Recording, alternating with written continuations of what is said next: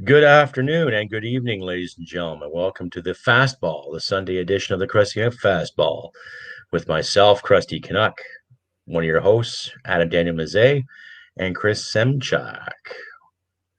How is everyone doing tonight? I'll just get rid of the logo here. There's too many things going on that are irksome. We have to know how to direct and channel our animus and frustration because I think there's so much of it that left untended or left uncorralled, it could devastate a whole city block. I think they've.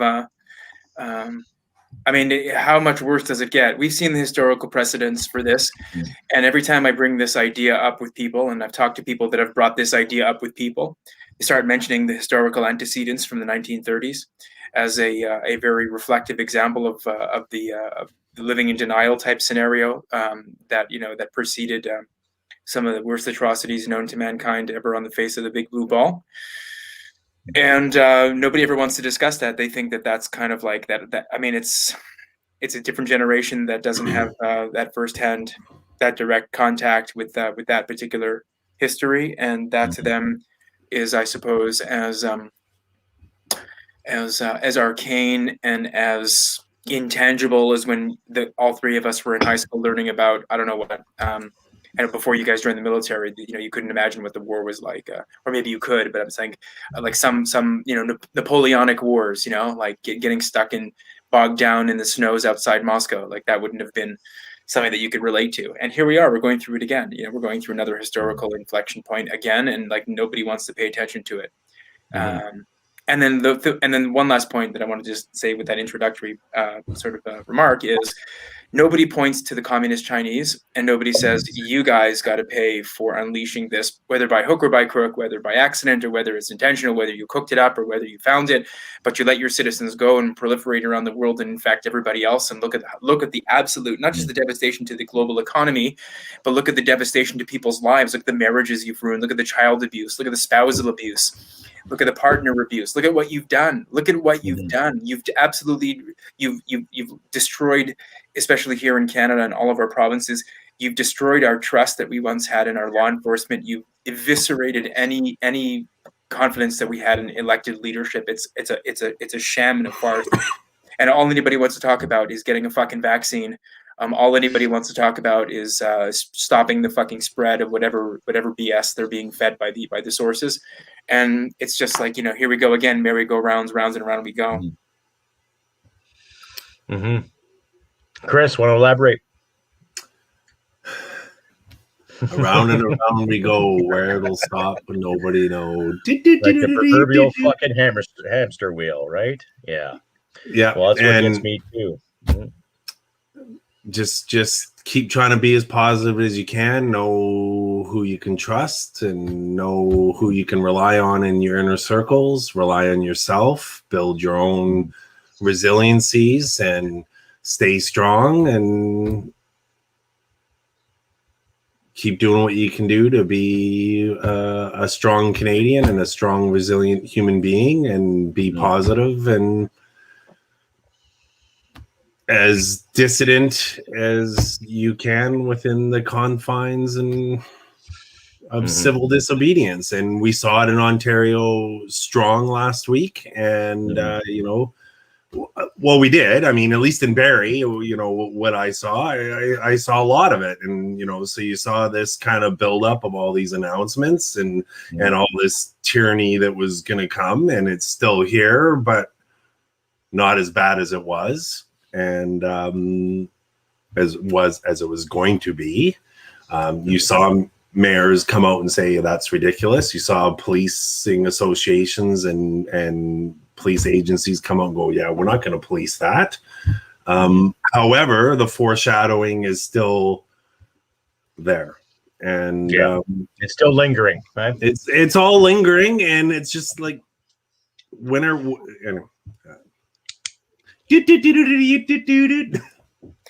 Revolver? Is that like a flintlock? Kind of. It's just it's a glorified paperweight. You get it in those novelty stores, but okay. YouTube won't let me use my real guns. So I love that. But anyway, drawing pistols at 40 paces. That's Exactly, the dueling Yeah. pistol, right? Yeah. So I can put little caps there. If you can find little caps, then I could do that too and scare people. But people might take that as a real gun and shoot me. Well done. Since airsoft is illegal now too.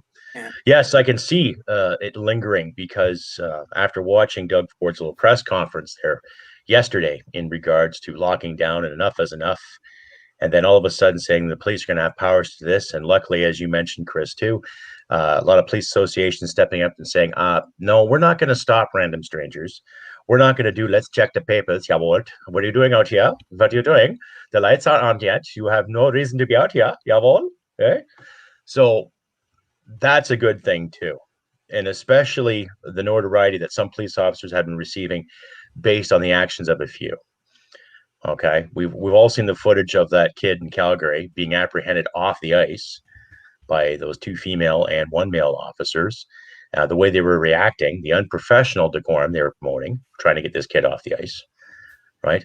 And not to mention how some of the security guards were treating patrons at the Upper Canada Mall. I did an episode on that, the podcast, the unprofessionalism. So in a way, it's a good thing that these gentlemen are turning up and starting to save face against, like, look, we'll enforce the law, but we're not going to go to these draconian measures. We're not going to act like that. Enough is enough. And I think people are starting to wake up to that too, with peaceful resolution. Right. I think what's going on is you're getting a foretaste in the flesh. That didn't sound really good, did it? But anyway, you just work with me here. You're getting a foretaste of what it would be like if it got to a situation where it went dog eat dog, where it went your life against somebody. Then you get apropos what you mentioned about the Upper Canada Mall in Newmarket in Ontario with Julian Walker and him being sort of like body slammed by 4 guys and hogtied or whatever they did, or cuffed and dragged out like a sack of potatoes.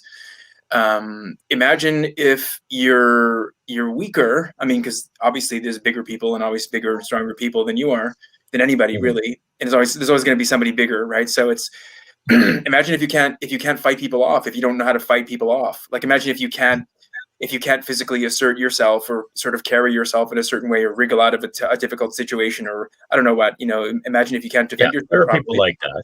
Nothing wrong with that. Because you haven't learned it, or it's just not in your whatever. It's not in your custom to do that. But imagine if it gets to a situation where people will force you to do things. They will force you to do things. Now, back what you were saying about the stop and search, that's been rescinded. That went completely pear-shaped, and in literally 24 hours they rescinded it. I had mentioned this on my blog as well, just a couple of comments about that. I am shocked that people will find a justification for violation of charter rights. A charter of rights and freedoms, a constitution, is not a joke. It's not words on a page. It's not a bedtime story. It's not frivolity. It's people that actually died, swaths of people, societies upended, villages burned, wars fought and lost in order to result in a document of that type, that people would flippantly toss it off. I'm not sure if you guys noticed, but Ezra Levant tweeted, Instagram, that the link on the Canadian government website to the Charter of Rights has been removed. I've seen that. It's a 404 error or something like that, I'm sure. So the major side. So this is what the people that we're dealing with. And they're too busy watching mainstream channels that feed them, that shovel them heaps of narrative manure. And they take it in like it's just like a common occurrence. So back to what I was saying at the outset. We're getting a foretaste of the dog-eat-dog situation, what happens when you literally need to defend yourself or your rights or something of that nature. And the people are accepting it. They're accepting it. They're not maybe they're not accepting it, but they're equanimical about it. They're just equanimical about it. They're not going and turn, like, how they turn the whole city Minneapolis over.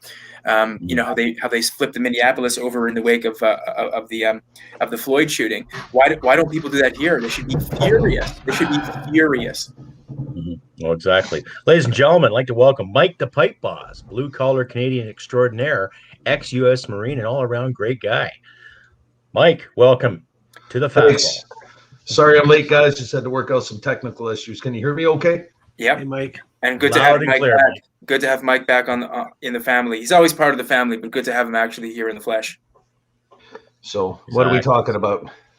Just discussing the lockdown measures that Mr. Doug Ford has promoted and the sidestepping he did when he tried to instigate the police services. Well, you know, I'll cue Mike in because we were having a conversation offline on our Signal channel. By the way, for anybody that's listening, that's in the audience, and if you'd like to join our private Signal group, there's a link that I'm sure the Sarge can post somewhere, and if you guys want to find it, I'll have it available to you. We'd love to welcome more people into that discussion. We kick around a whole bunch of different issues, just to cue Mike into the discussion. So Mike was talking about how his respect for police forces, as somebody that used to staunchly back the blue, now if he'd see people putting the beat on cops, he wouldn't actually lift a finger, he'd drive right on by, that kind of thing. That's kind of how Mike feels about law enforcement at this stage, and I think a lot of people have lost respect.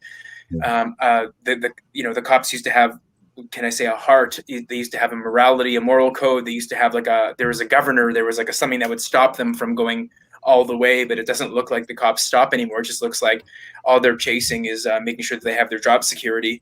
Because ultimately, as I said just 2 beats back, it becomes a dog eat dog situation. That's what it's going to become. It's either their job and their future, or it's you. So they're not gonna lose their job because of you. So if they have to body slam you or throw you into a clink or issue you a ticket or stop you or ask for your papers or whatever it is, it's you against them.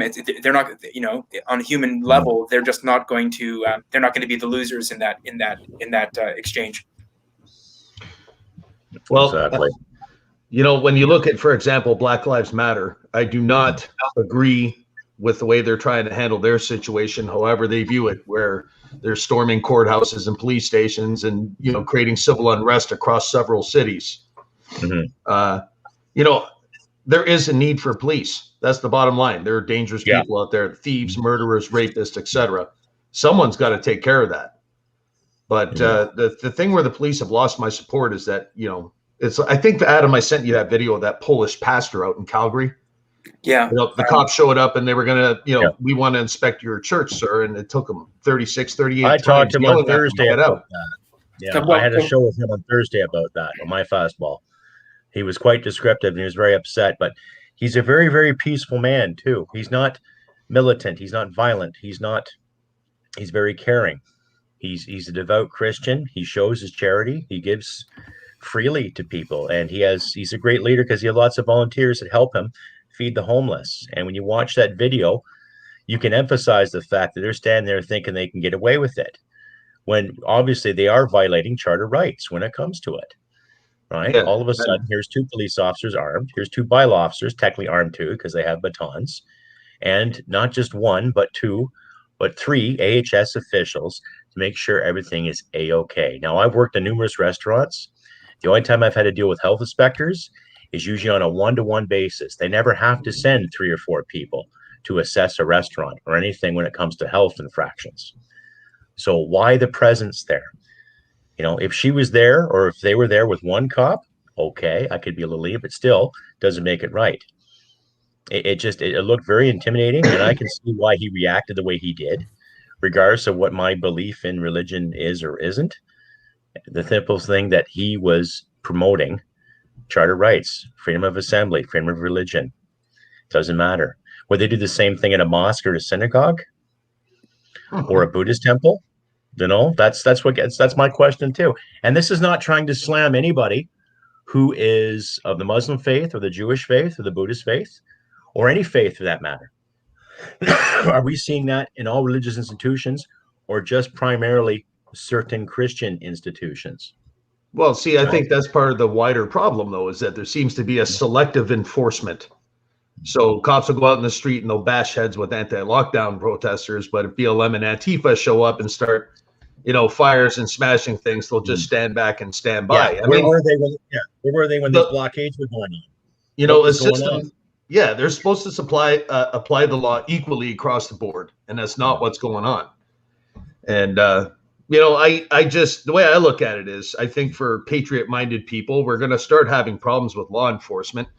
Being violent is not the answer to this question. Mm-hmm.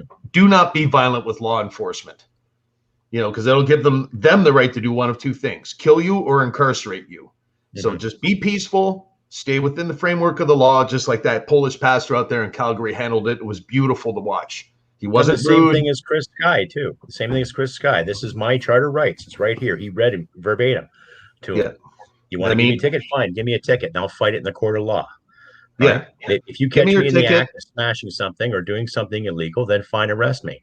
But if I'm out speaking somewhere, or if I want to associate with this person or that person, just, bugger off. Get out. Get out. Like something. The best way to handle a bully is not by fighting them. It's just if you're lucky to get away with it, stand up to them. Yeah. And then they start swinging at you. Then obviously they're in the wrong, right? They start swinging at you, then they're in the wrong. They're instigating it themselves, regardless if they're members of the law or just Joe Public. Martin Luther King, and Gandhi. Mm-hmm. I don't want to see violence come around, and I'm pretty sure none of you guys want to see it either, too, and a lot of the audience doesn't want to see it. But a lot of people forget too that when you're dealing with a lot of veterans, regardless of what war they fought in or what time frame they served in, there are hidden tools that we have that we can use. We don't want to use them. I don't want to use them. I don't want to go back to those days where I was in that firefight. I don't. I did my job. I wasn't firing all the time. I did fire a few rounds. I was also on the radio a lot too. So, that chaos, that momentum, that surge of adrenaline, you can do wonderful things with that. Before you know it, we did like 3K. It's like, oh, wow. Oh, that was a bit of a hike. Oh, okay, cool. But you're not thinking about that. And people forgetting too, there's a lot of the Carls and Karens out there that constantly want to rat people out, give people a hard time. Oh my God, you're not distancing, you're not wearing your mask, or you're not doing this. And it's like, well, mask, okay, wear a mask, but then don't be so quick to rat on somebody. Don't be so quick to do the old invasion of the body snatchers down the side of the thing and point and go, right? Like, what's that going to prove? It's just creating more tension, more dissension. And for what? I think one of the things that I find so disappointing is you always knew to some degree that Canadians are very compliant, and you always knew to some degree that they're conflict averse, and they're basically they're basically a non-argumentative species. But I think what I saw over what we've all seen, that is, over the last year and a half, is just how people are afraid of saying anything contrary, doing anything contrary, being a little bit of a stick in the mud. I don't say being a threat or being or doing something illegal. I mean to say just being a bit of a contrarian, just asking the questions, just not necessarily swallowing the party line, the media party's story, like being a little bit more doubtful, and maybe a little bit more combative, even without violence, of course. And it's astonishing how you can't even find that sentiment in the society. You can't even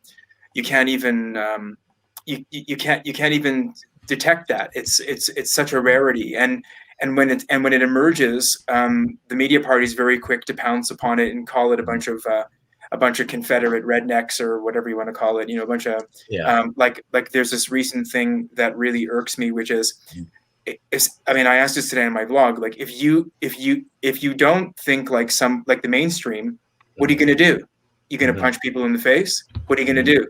Are you going to throw them into a camp? What are you going to do? Are you gonna shout at them, spit at them, throw stuff at them, destroy their homes? You're gonna slap, remember, I'm sure you guys, Mike sends all these great videos. You remember those during BLM and the height of BLM last year? You got these kids in a park, they're slapping these moms like there's on a park bench. Imagine like these 3 black kids coming up to you and your daughter on a park bench, just slap you in the face and kick your little 6-year-old kid in the head. Like, it's just insane. Like, so like, what are you gonna do? So that's that's scary, because when you have people that are that compliant, I think people that have a tendency towards violence and authoritarianism, they prey upon people like that, and it'll feed them. And the more it happens, the more emboldened they'll become. I mean, I'm so happy that at least they rescinded that search and Yes. that search and seizure, or whatever you call that, search and interrogate order, because if that would have been still going on, I mean, it's just so indicative of where we are in this province, which is. And I would have said before in the past that Alberta had a little bit of a contrary bone in its body, but even you can see in Alberta, I mean, it's everywhere. It's a pathogen. Talk about a pandemic. It's everywhere. The compliance and the cowardice is everywhere, really. Oh, it is. I got a question or a statement from Jay DeRoger. Average people need to run for office in the next provincial elections. We can win in the principle of lifting lockdown measures and mask mandates. Well, a very valid point there, Jay. Not just provincially, but federally as well. There's still inklings of a federal election being called. We're not sure if it's going to be in June or not. When is the next provincial election in Ontario? Chris, Mike, Adam, do you know? Next fall.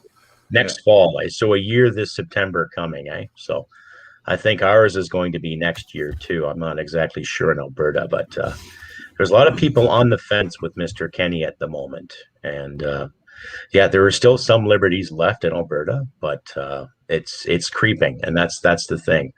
That's scary. But good question, Jay. Thank you very much.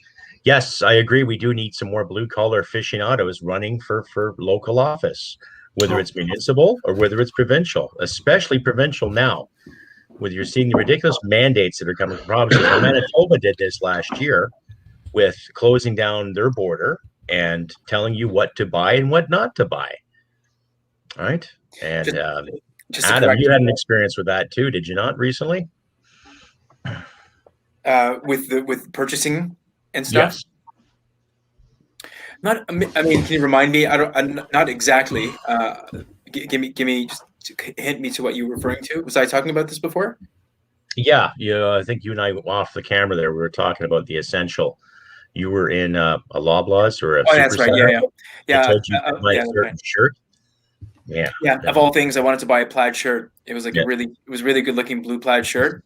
Yeah. And I had it all like wrapped up, and I mean, it's just one item in the cart, and it's at the self checkout. I probably should have swiped it first and just put it in my bag, and that would have been the end of it, and I would have had it. But anyway, somebody was there, like how asinine is that?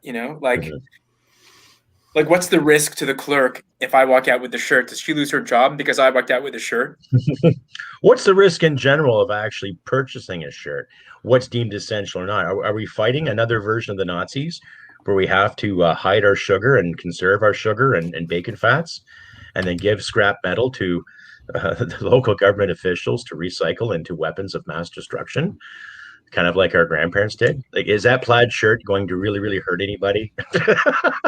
Yeah, there's a comment here from Gary Schill, and it says, "We have not lost any liberties if people would just stand up for themselves and say no." Mm-hmm. I mean, that's a beautiful thing, and it's true in a way too.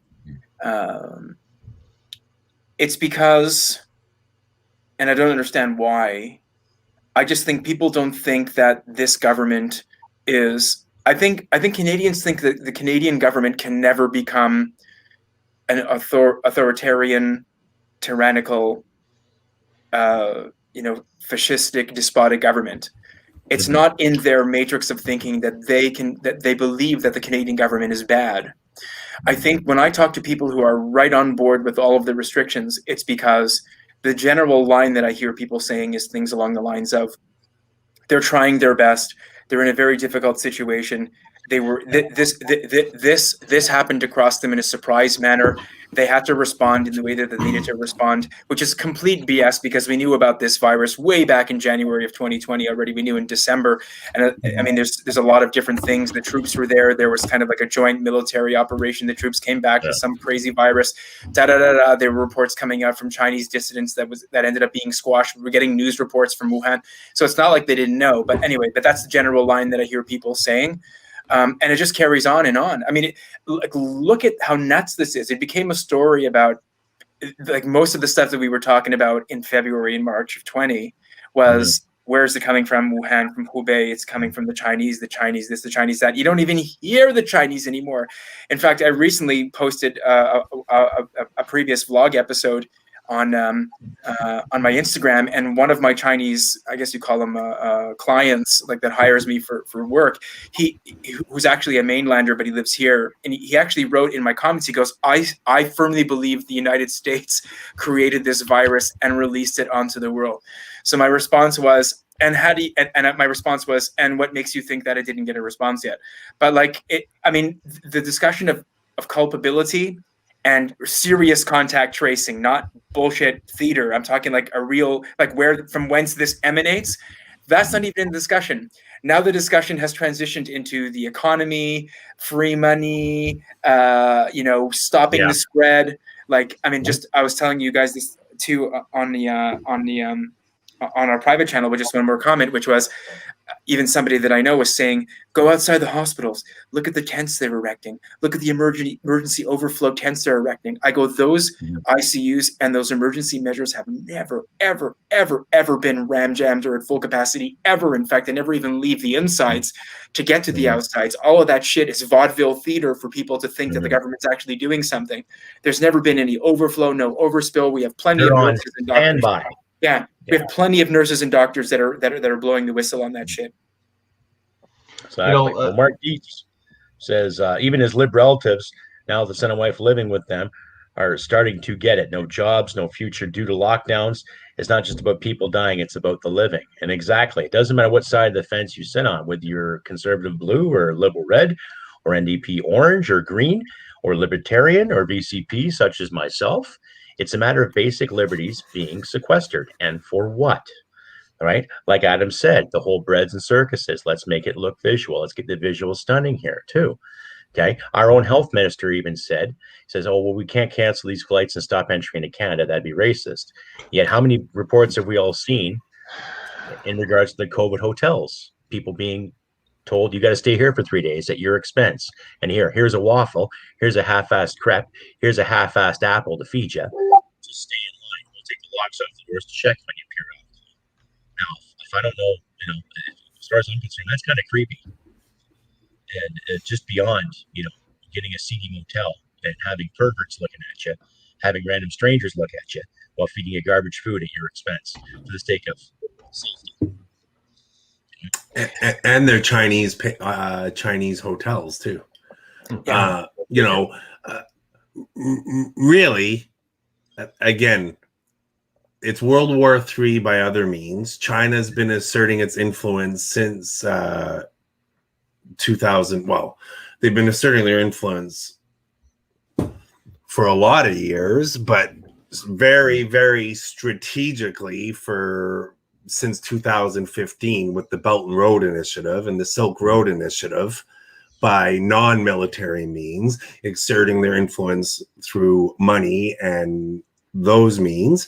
And this is World War III by other means. And until people accept that, and that China is using the pandemic for that, and start opening up their minds of all these actions, anyway, you have people. How do you explain it succinctly to the average person that that's what's going on, and how do we make people see this? Juxtaposed to the Canadian scenario that old stock Canada and Canadian traditions have been reverse engineered since 1968 through Pierre Elliott Trudeau's actions that were started. 40 years and all his actions, perfect storm, his son's in power. There we go. We have Canada. And I personally, Chris Semchuk, have faith and hope that Canada has not been reverse engineered enough, and that we still do have the core of what the Dominion of Canada is, that there is going to be a rising of the Dominion of Canada again, and that enough Canadians that believe in what the core of the Canadian heart is will start rising. Yeah. I agree. Well said, Chris. Well said. With Mike, without a you concur. Well, I was going to say, without a doubt, I think that it's a plan that's been long in the making, and we are now in the middle of what is basically an oligarchy. It reminds me a lot of an ancient Greek city. You had the guy who ran the city, the archon, and then he worked in collusion with all the richest men of the city, so they could achieve they'd use the working class as a means to an end to achieve an objective. And what we're living in today is no different. You know, like last week, I got family members that own a restaurant. They can't even have 10 people inside to eat. Yet Costco, which is 3 kilometers down the road, they're allowed to have 1,300 people inside shopping. So you can't tell me with a straight face that this lockdown measure is really intended to curb medical issues. Honestly, I think that this has been the greatest theft of wealth from the working and middle class in my lifetime. And I agree with you too. Yeah, it's stagnant. It stifled a lot of good people. You look medical professionals getting paid. Sorry, Adam. Medical professionals getting paid. These so-called leaders you see in television every day, they're getting paid. They even okayed a pay raise at the beginning of the month for the federal Liberal leaders, right? An extra $600 a month for a job well done.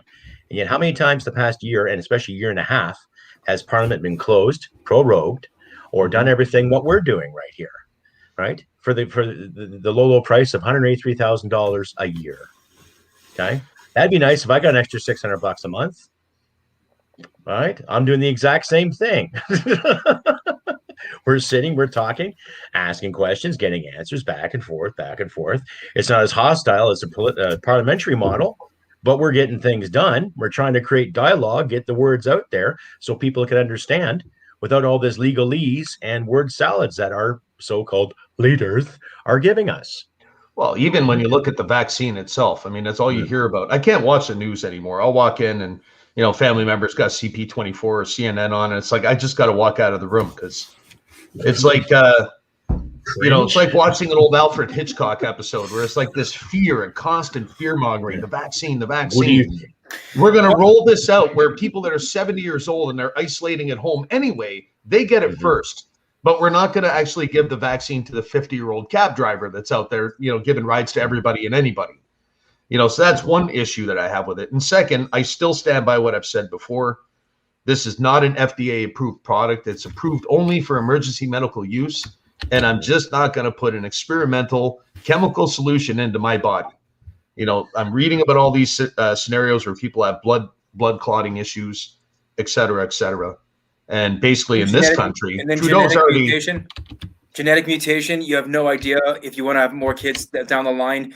You have no idea what the knock-on effects of this thing are with possible children, God forbid, born on the spectrum, do all the tinkering with your chromosomes. There's too many fucking questions associated with this thing.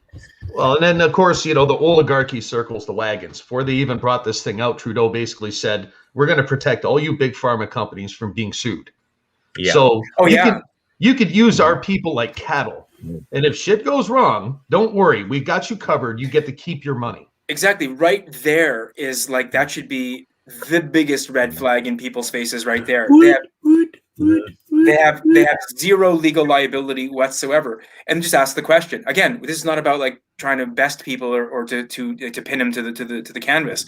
It's just like, is there any reason why they're legally not liable for anything, death, anything that could possibly go wrong? There's no lawsuits, no suing, no litigation, nothing. Why? If you ask people that are so gung-ho about the vaccine, they have no response. Why? Because the government narrative on the same channels pipe that you were talking about, the CP24s and on the CBCs, they never mention that issue. It's never to be mentioned. It's in the list of things or the possible rebuttals that can possibly be said, but it's never something that's actually supposed to be discussed. You never discuss the liability issue, ever, ever. It is the poison pill. You cut to commercial, whatever. It's like you never want to talk about that thing. And that should be the biggest red flag. Forget about the composition, what's in it, the aborted fetuses, all the other gobbledygook and the horse shit and bus tickets that's inside the vial. Like, you just want to focus in on that, and that's frightening enough right there. Because every pharma company I'll give you like a great Hasbro or Tonka or Dinky Toys that are actually releasing toys to the market and they have like little shards of glass. The babies are sucking on all those little parts of the thing. Imagine if the toy companies said, we don't have to remove that stuff. Government said to the toy companies, You're not liable for anything. Just release the thing to market. Don't worry about it. We got your back. Imagine, you think they do safety checks in any of the components? You think they'd build the bars on the crib close enough so that the baby maybe sticks its head through and then can't get its head out after? You know what I mean? It's like that's what it's tantamount to. And anyway, go ahead, Major. Well, to that point and the liability, and you can't discuss it and everything. Well, the question is why? And when you can't, why? The question and the answer to that why must be so monumentally scary and really, really bad, right? Well, why? Well, is there a chip in it? Is there all, like, why? Why can't we talk about why it's so bad, right? I mean, I'm not being clear on it. Do you understand what I'm trying to say? Like when the leverage is so bad that you can't discuss why something's so bad, that all the barriers are the dam is so high against that wall of discussing why. It's extremely scary, and everything's banned. You can't talk about it. YouTube, you can't talk about it. Every single public platform, you can't talk about it. The mainstream media, you can't talk about it.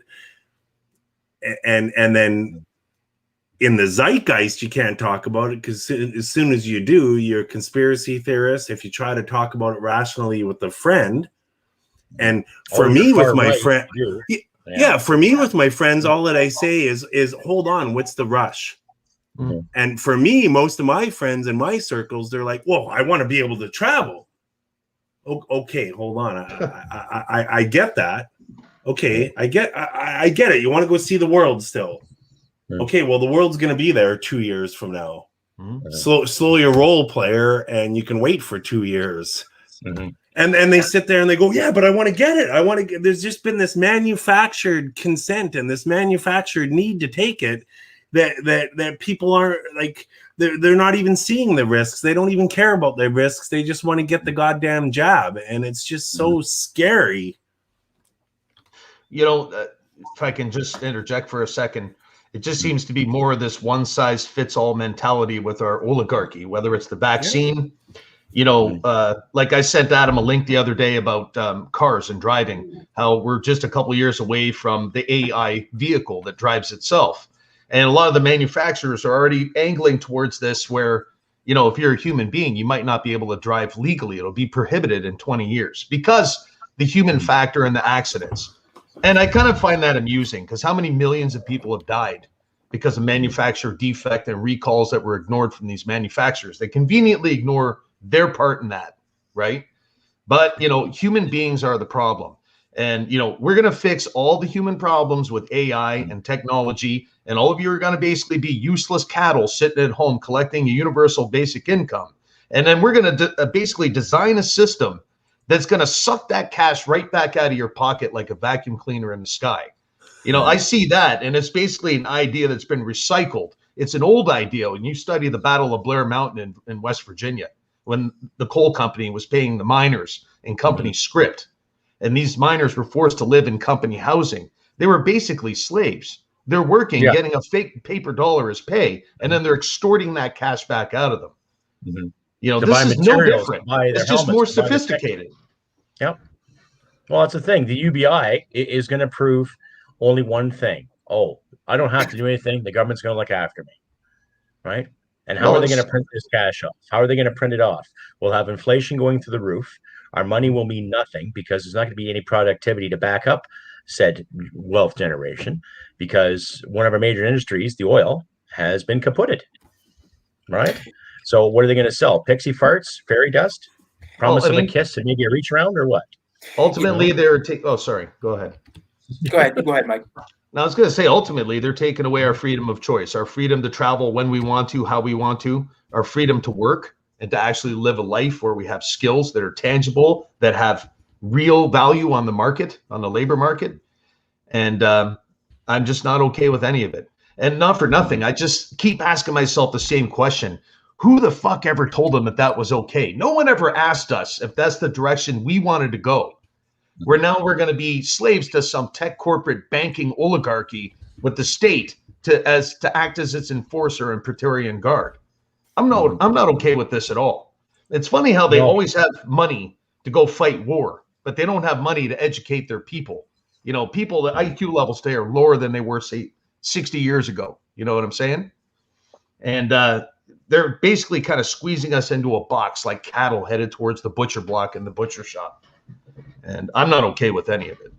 I mean, any business that involves dealing with other human beings as a means of generating revenue for your company, whether you work in small service businesses, whether it's like a hair salon or a spa, or whether you run, like a small hardware store or something of this nature, it goes much larger, just like construction crews, construction gangs, guys that build condos, whatever it is, guys that build, infrastructure and things of that nature, or people that have to travel. In other words, people that work in the mining industry that go and do prospecting around the world, Indiana Jones, quote unquote types, people that travel around the world to broker deals that they actually need to have like a 4-eye conversation. You can't do everything obviously through. Sometimes some cultures, whether it's the Arabs or the Chinese or the Japanese, like they want to meet you. They don't want to just like talk to you on a screen. They want to actually press the flesh and have a couple of have a night at a titty bar kind of thing and a few drinks. Like they need to know what you're all about.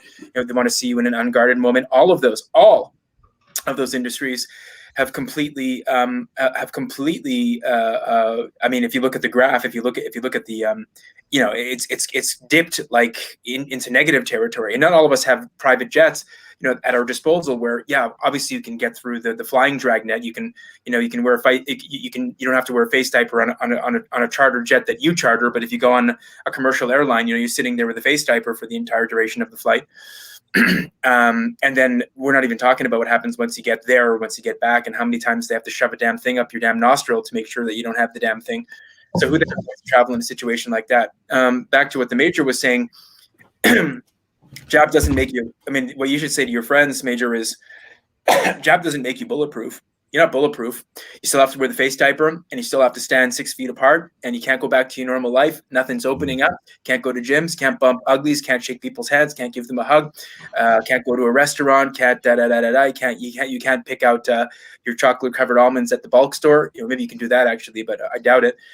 Like you can't do anything. It's not normal. So what did you accomplish? Well, you probably made you're part of you're another cog or a small component in the wheel that actually contributes billions of dollars to the pharma companies. So bravo to you. You've helped somebody achieve their revenue goals for whatever quarter, and you didn't do anything for your health. In fact, because you got to get another one, and they're talking about 4 boosters and a cocktail and a mix and a this and cross bonding this manufacturer with this manufacturer, like. The lust, like you describe it, the lust for getting this in your bloodstream is tantamount to, like, I don't know, me manufacturing crack in the basement and giving or meth or something from Breaking Bad. Like I'm cooking meth in my basement and I'm giving it away for free, and people are like climbing over each other to get it, and then taking the selfies and the photos, and then the peer pressure, the shaming. The naming and shaming, who take a picture. It didn't happen if you don't take a photo of the damn thing, So there's something dreadfully broken, and I mean, one could say it could be fixed at some stage, but the truth is, how's it going to look once it's fixed? Like I know Pipe thinks about this a lot. Like, how's it going to look when it's fixed? Are we going to be standing on our feet? I know President Company here, these 4 gentlemen here, and people that are associated with them, and all of our esteemed audience. These are people that know how to take care of business.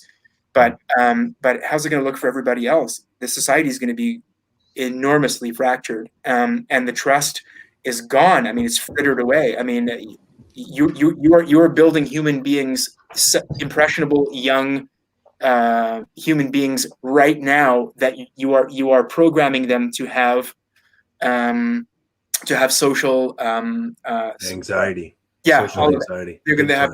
Yeah, there's going to be massive disorder because they don't know how to deal with real things. Anyway, I just. I concur. I mean, before COVID even broke, you go to the local hospital here, and the mental health unit is full of teenagers that are in there with various issues, and like I don't have a lot of experience with mental health. I didn't grow up with it. Nobody in my family has it. It just was never a factor in my life, right? But I just look at it all and I just think, man, when I was a teenager, if you had a bad day, you got a case of beer, you jumped in a Chevette, drove down to the lake with your boys, and had a good fucking night. You know what I mean? Yeah, I remember these kids days. today, like they're 17 and they want to kill themselves, and they're just doing all kinds of crazy shit to themselves. And it's like, well, because you guys, I think, have had the option of freedom and the ability to move around freely without supervision taken away from you. Like when I was a kid growing up, we had the hockey lace around my neck with the house key on it. And basically the rule was when you got home, you went home and the street lights turned on. Where today they're constantly supervised. Mommy's dropping you off at this play date in her SUV. Mommy's going to pick you up and mommy's going to bring you to the tween spa. Like they have no freedom of movement anymore. Well, there's a lot of coddling too. And the boomers did that. Sorry to interrupt, Crusty, but the boomers, I'm sorry, boomers, all the boomers out there, but you guys with the raising the millennials and the coddling and the bubble wrapping your fucking kids and taking them to all their play dates and everything. Sorry, boomers, you dropped the fucking ball there. Well, I can say based on what my parents, how they treated me. My parents were boomers, and I'm assuming that everybody's parents here were boomers too, right? I was given this incentive. You work hard to get what you want. Okay. Now, every parent isn't perfect. I admit that. Okay. But my parents instilled in me, you want something, you work for it. I never got a trophy for showing up. I got a trophy if I scored. I would get a trophy if I won the game, right? I get an A if I did the homework. Okay. But there were times where I failed lessons and I was disciplined for it. Okay. My old man was not afraid to cuff me upside the head if I lit back or whatever. And I'm thankful for that too. Right. But now, okay, if you're caught even doing that remotely, anything near that, okay, you're deemed as an abuser. Now, I don't agree with a parent taking a fist and ramming it down a kid's throat. I don't agree with that at all. Okay. But if you're at the supper table, you step out of line, it's like Eddie Murphy said, all of a sudden this shoe come out of nowhere. And that was it. But you smartened up pretty quick. Well, here's now, the thing. I wouldn't do that at my supper table, right? I went to that my supper table with my nieces, my nephews. I give them the look. I'm very assertive that way, probably because the military training I've had and how I operate as an adult. I don't need to raise my hand and slap some kid upside the head. I would sooner hit a dog than a child, right? But if you're dealing one-to-one with somebody, let's say I'm dealing with a 19-year-old boy or girl, and they start flinging their hands and swimming around and all that, okay, there are things I can do to hold them back, put them down, say, settle down now. Right? Little things like that. There's that transition that people have forgotten. Learning how to say the magic word, no. No, you cannot have an extra $10. You want an extra $10? You work for it. No, you cannot have this bag of chocolate. Okay? You're going to sit down and have dinner with us. No, you cannot pass this course because you failed an assignment. Do the assignment again and we'll see. That incentive just to get up and do the basic work, the basic skills again, has been long and gone for a few years now, and it's scary. When I was coaching sports, I dealt with kids that would snip, yeah, screw you, coach. Screw you, Coach Irwin. Oh, really? Okay, let's do a couple more laps, right? And then parents pull me aside. Why'd you make my son run like that? And I say, well, if your son wants to be on this team, he's going to act like a team member, period. He can hate me all he wants, but he wants to play lacrosse. This is how it is. If he wants to play soccer, this is how it is. Those kids still touch me, so a little tough love isn't bad. I didn't have to lay a hand on him, didn't have to scream and yell and jump up and down like a banshee, but I made a point. I think this kind of started back in the 90s where the state somehow stepped in and said there is no fine line anymore between abuse and discipline. And it kind of progressed from 95 through to 2005. By 2010, it was fully implemented, where now you have a school system where, say, a kid comes and they're upset, rather than call the parents and talk to them and ask them what's going on, they just immediately phone CAS. So the state literally stepped in and said, we will be better parents to your children than you are as their parents. You can pay to feed them and keep a roof over their head. But when it comes to behavioral issues, no, you don't have a right to say anything. We'll handle that on our end. We'll look after their feelings for you. Yeah. So, today, like I see these kids, oh, fuck you, mom. And I sit here and think to myself, if I ever said something like that to my mother when I was growing up, my father's a Greek immigrant. He would put my ass through the wall and then grab me by the hair and throw me out the front door. It just wasn't going to happen. Didn't call me Patch if I ever did that. I would have lost this eye. It would have gone. I mean, today it's like you got to sit them down and hold their hand. What's the matter, little Johnny? Are you upset? I mean, you're really special. You came from my vagina. And it's just like, fuck off. Two things I heard you say, Mike. Progressive, which creeped into the lexicon, and 1990s. So, and it was like 1993. I'd like you all to reflect on 1993 because that was a pretty big year for that kind of stuff, right? Bill Clinton, World Trade Center bombing, Waco, Texas.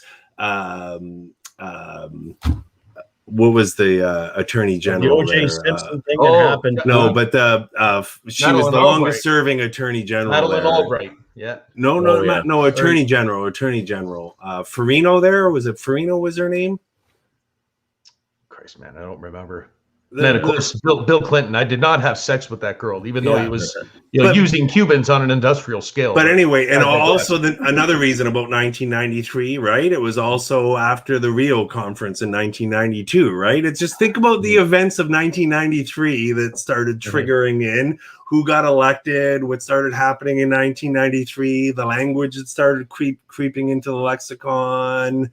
China became part of the WTO. You with me here, guys? Right? Like how things were creeping. Agenda 21 was signed that year too. Yeah, exactly. Right. So it's it's all come full circle, and it's here we are, and it's all really been solidified into our day-to-day lives, right? So true. Yeah.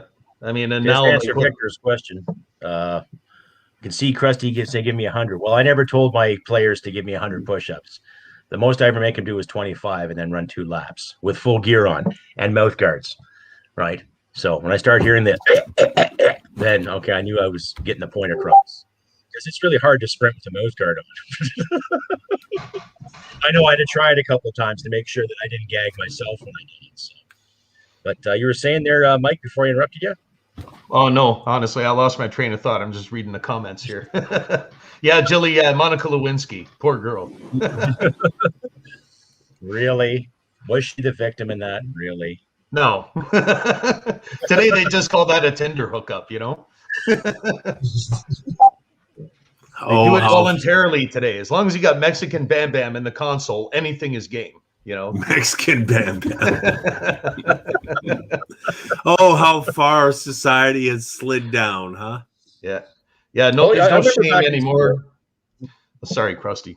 Oh, otherwise, you finish what you're saying there. I was gonna say there's no shame anymore, and there's no honor, and there's no respect for tradition, and there's no aspect of our tradition, our culture, our history, our ancestors that's not open for being reopened, spread out across the lawn, and shit on. Mm-hmm. Conservatism is pretty much dead. Yes, our conservatives have no balls today. Look at Aaron O'Toole with the carbon tax. Like, there should be a carbon tax. What are you doing? Funny you mention that, because that's our next topic, ladies and gentlemen. Yes. Good transition, Mike. Welcome back, man. Yeah. Thanks. Since we dealt with Mr. Ford's cheesecake lockdowns and his infinite wisdom, we're moving on to O'Toole's carbon tax, or as he would call the carbon's saving account. Somebody will not annihilate the carbon tax like he said last year, because we've all seen when he was elected as a leader of the PC caucus, he basically stood there and said, no carbon tax at all. Now his little earth muffin movement that he put on there the other day, he's talking about the whole, he's talking about a carbon savings account. So we'll still pay the carbon tax, but that money will go to things in our name. So if we want to get a bicycle or something green or an e-bike or one of those e-scooters or energy efficient windows or furnaces, then that money's there in our name to help us along the way. Bullshit. I was reading in one of the Facebook posts that I follow, somebody who votes conservative. He was saying, Hey, Gabe. Gabe's here. Gabe. How's it going? Gabriel Scheer, ladies and gentlemen. Libertarian So he- aficionado, expat living in Chile. Might come back to Canada to conquer the known world as we see it. Gabriel, welcome, buddy. How's it going? We're just discussing Aaron O'Toole's carbon tax savings account. So I've been listening. So this person said politicians will say anything to get elected, and this person had the audacity to say that he thought that O'Toole would get elected. He thinks O'Toole's going to get elected in the next cycle, and he started to list all these reasons why the Liberals are going to falter. And I was like, all the more reason not to vote for Porky Pig because he's because of X, Y, and Z in violation of the base. Not to mention what he's done to Sloan and Polyever, and not to mention how he shunned the rebel and how he basically is just, he's basically tickling CBC taint. So so I couldn't believe that this guy actually would still cast a vote.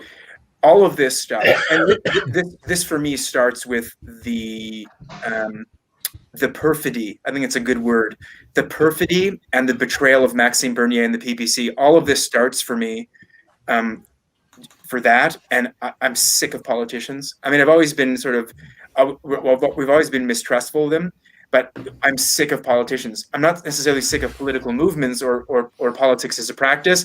I'm sick of politicians, and to the point where, if some jerk off comes to me and says we need to get Trudeau out, we need to put O'Toole in, and I'll be just like, you can't see me, I'm just waggling my head. I'll be just like, you sweet fucker, you have no idea what you're saying. So these are the kind of things that I'm reading. Unfortunately, I'm sure you guys read even more incendiary stuff. And Jillian Davis was talking about this privately with me, and she said, forget going elsewhere, greener pastures, safer harbors. That train has left the station a long time ago. Now we have to actually stand up and fight. And I don't know how that's going to look, but it's going to look ugly. Yeah, it's going to be ugly for sure. Because you're not going to throw these people into camps.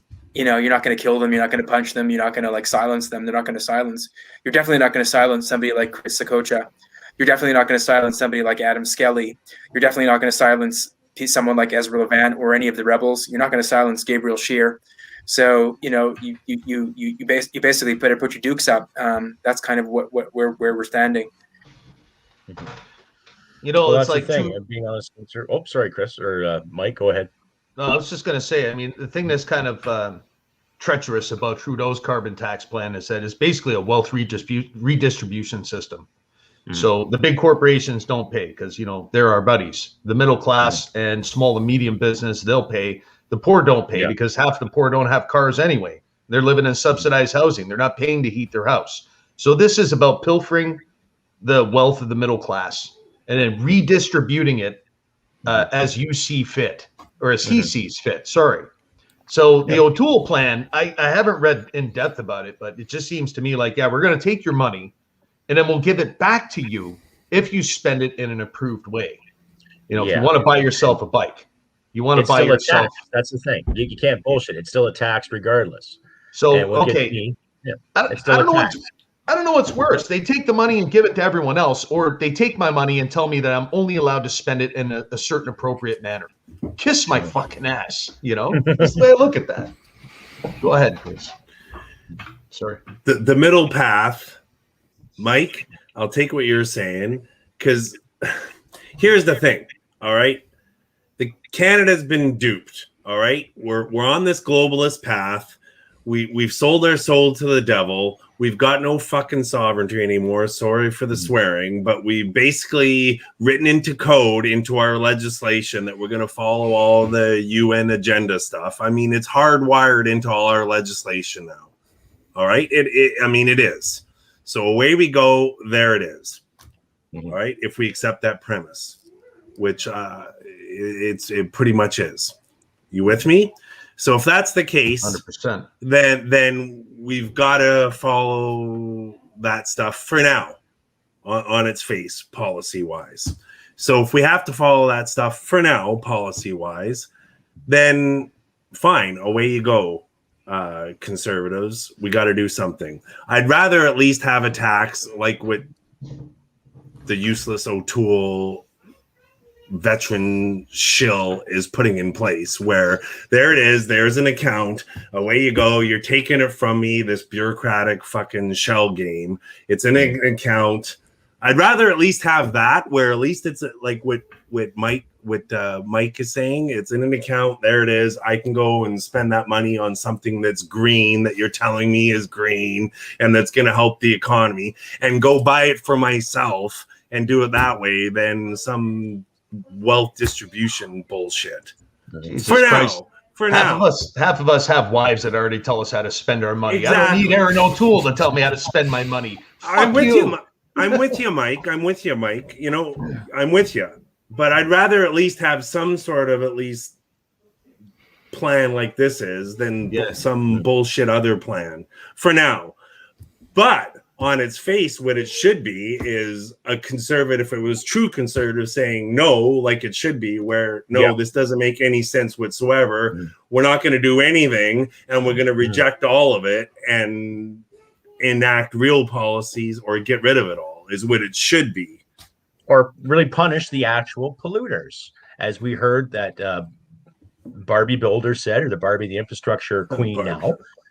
Barbie Builder, the climate Barbie. Yeah, okay. Don't call me a bad name. I'm trying really, really hard, Barbie, right?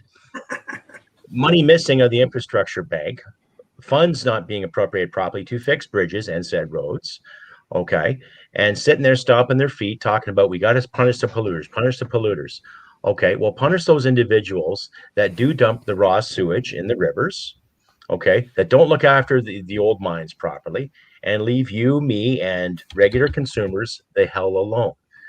I remember this conversation back in the early 90s when it came to people being more self-sufficient, when it came to saying, you know, how can we run hydroelectricity for our own home and maybe have enough left over where we can give, or some of our neighbors can buy it from us. There's a novel idea. There's your footprint annihilated if you're creating your own hydroelectricity. There's schematics out there you can get with car batteries and a windmill and a solar panel to generate your own electricity for your own home or garage, right? It's a matter of storage. You annihilate your carbon footprint, there you go. You have some power left over. You might share it with the neighbors or store it in other batteries too for those long, harder winters. And if anybody's experienced an Alberta winter, we needed our natural gas big time. This winter was cold. It was nasty, right? I used to have a full head of hair, but I don't blame the snow for that. I just blame, life. But it was nasty this year. And every time I saw my utilities bill and the extra $30 or $40 or $50 for carbon levy just drove me nuts. It's like, what do you want? And even Ontario too, the winter's there, cold and damp, miserable. Your spine will fuse if you try to survive in that weather. So where's the incentive for people to generate their own? And it can be done safely and efficiently, right? There's no incentive for that. Well, we're just going to take money for you and put a savings account for you. Or the liberal model is we're going to take more money because you're bad, you're a polluter, even though they gallivant all over the globe on private jets or helicopters or favors from other people. Right. Well, we're sitting here stuck. Well, how much more do we have to pay? Especially with the unemployment rate the way it is now in Canada, it is an effing joke. Can't give you a job. You can't work here because of this beer bug. Can't do this because of that. Can't scratch your nose in public because someone might, think you're contaminating them. Here's a ticket. Oh, and you can't find a job. So which is it? So a lot of it's excuses to take more and more and more from the Canadian taxpayer. If any of these measures were being put into place that actually had, as its stated aims, the genuine concern for the environment or the genuine concern for health or for societal health, a lot of people that love this country and that want society to thrive would be very much willing to do precisely as the so-called experts would tell them. But once it starts to emerge that the people that are giving you health advice are not necessarily taking instructions from their own government, but are taking instructions from a foreign government. Once it starts to emerge, when you start looking into the devil of the details in a carbon tax plan or whatever, some kind of so-called plan to so-called save the so-called environment, and I mean that in all three ways, and we start to look into it and see just how much of a cash grab it is and how it does absolutely sweet F all to reducing carbon, or exactly. As if that were even a threat, but let's not even go there. Then a lot of people would buy on, but the thing is full of Swiss cheese holes. Again, it goes back to what I said a few beats back, which is people will still do things that are antithetical to their interests because politics in this bullshit first past the post system that we have is just a matter of putting somebody in so that you can push the other colored team out. It's not necessarily about doing things that are good for the population. So quibbling about the minutia of this plan versus that plan is almost like it's almost like their theft, not only of our money, but their theft of our time, because ultimately it's not doing anything to help anything that they're claiming to help. So, I mean, we can study it and look at it so that we can speak about it competently, but it's just more ink to spill or more BS to like talk about on a talk show. Whereas what we probably need to talk about are the things that Gabe and that Jillian, that Mark Dietz that we're talking about, which is it's time to lock down. It's time to double down. It's time to start digging. It's time to start, laying stuff away. It's time to start, like, what is it? First Blood, Bloodier. What's the sequel, Major? The recent one with Stallone. Rambo. Rambo, just sorry. Rambo. Yeah, Rambo. And he's got the whole 100 acres like full of like traps, gas traps, holes, booby traps, everything. He's like ready to take on an army, So like we really got to look at things in that way as opposed to trying to like think about why the carbon tax policy, like ultimately, and this is probably better. And I say this to Kenny, O'Toole, and Ford. And this isn't my idea, this is Frank Vaughn's idea. Those guys could do a hell of a lot better to help reduce the obesity crisis by daily vlogging all of their different workouts and their diet plans, and to show the progressive slimming of their waistline. All three of those fat fucks could probably do a whole lot better for the obesity crisis in Canada, as opposed to trying to lecture us about what they think is healthy for us. Those fat fucks need to stop eating and stuffing their cake hole. I mean, you can see the stress is really getting to Ford. I mean, like his face is, I mean, I'm not joking. Like his face has really, forget about the jowls and then the fat rolls and all that stuff. You can see the stress is getting to him because he's probably doesn't sleep too much, and he doesn't have a lot of fun, and a lot of people hate his guts. The base hates his guts. Major, isn't it true that he has a daughter that's a personal trainer, that she doesn't really agree with any of his policies or something like that? That he could, I mean, the guy could totally redirect the conversation. In the meantime, he's taking instructions from people that he shouldn't be taking instructions from. You're muted, by the way. But like, what were you saying? Well, he's taking his directions from his health table. Yeah. And how's that working for him? Yeah, we saw what they say. I just say what they tell me to say. Yeah. And I agree with you. That's Barbara Yaffe, by the way. That's the deputy deputy medical officer of health, whatever it is. I mean, like one final point for me, and then Major, take it away. In 1.5 years, or whatever you want to call it, or 55 weeks to flatten the curve, or whatever the fuck they're calling it these days, we've learned a hell of a lot more than we did that we knew at the outset. And if we're still fucking caught in this on this hamster wheel, if we're still fucking running the hamster wheel, there's no fucking hope for this place. You can't find a population size that's nimble enough on the national scale to boogie and shake at a level that will make things efficient. I'm gonna side with the opinions of my esteemed colleague, Mr. Scheer, who probably would have a lot to say about what his opinions are about that, but you'd have to go super micro and get things very small, very compact, so you can start to control things again. Anyway, go take it away, Major. Yeah, city-state level, right, Gabe? And I'm gonna have to eject. So just back to the Ford comments and on the tying in with what ADM just said. Yeah, we got to just focus on what we can do with each other and our own little nimble community states and our own little nimble groups, and who we can trust and who we can rely on. in our own little capacities to affect change and politically, locally, etc. To make change. And as far as the federal and O'Toole, screw him, because the guy's useless. And Ford didn't pan out for anything, and he was for a nation, and he had all that behind him. Who cares about politics? Politics sucks, and we just got to do our own local actions, man. So take care, everybody. Hand-to-hand combat, riding horses, working the firearms, keeping fit, watching what you eat, getting your rest, staying alert.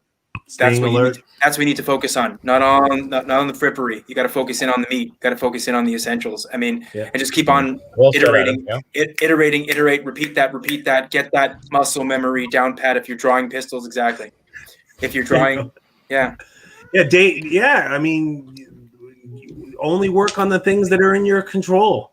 We got to work on the things that are in our control. So, great cast. Thanks for hosting, Crusty. Take care, ADM. Good to see you, Mike.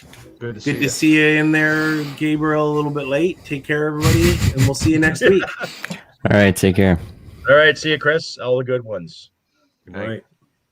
Quick show of hands here. Does anyone here doubt that Trudeau's going to win this next round? Do not doubt at all. I don't doubt because of the voter base, and I think Adam can verify this too. How many people have you read randomly, let's say the past 5 months, where you're out doing your videos, people you've talked to, trade and commerce, and constantly say in one way or other that he's doing a great job and he's trying hard. Right. So you realize that is a gross, damning indictment of our fellow countrymen. Well, not so much the whole. It's just the majority. A lot of people don't care until they have to care. It's like saying everyone hates the soldiers. And is it? Yep. Sarge, who's going to dig? I mean, look at us, right? We dig. We go into different sources. Mike's got access to a lot of different sources. Gabe digs. You dig. We dig. We dig because we're not satisfied with one accounting. We want a bunch of different angles on the same nucleus, right? We're always looking for angles, and we'll spend time. I mean, some of us spend, like I know, especially you, Sarge, you're politically involved, so, and you want to be in the house, so you make sure that you expose yourself to a lot of different sources. Gabe's busy with different stuff he might expose himself to, like let's say 75% of the sources, Mike, etc. Same percentage, but most people, they just bust their tail. They're zonked after work. They want to crack open a beer, glass of wine, TV dinner, whatever. Maybe not TV dinner, but they want to eat something. They want to have, they want to just sit down on the couch, turn on whatever's on TV, and with all the sexy graphics on the news programs, get the essence, get the thrust of whatever's going on in the world, and close the TV, whatever, pull one out and go to sleep. Right? That's what they want to do. And it's not like people are going to go and dig and try to find different ways of what's going on. And the media party tells it one way, at the very least. And not because I have any reason to promote them. At the very least, you should subscribe to Rebel Media and Rebel News and just watch Rebel stuff. Just it'll give you a totally different way of looking at stuff.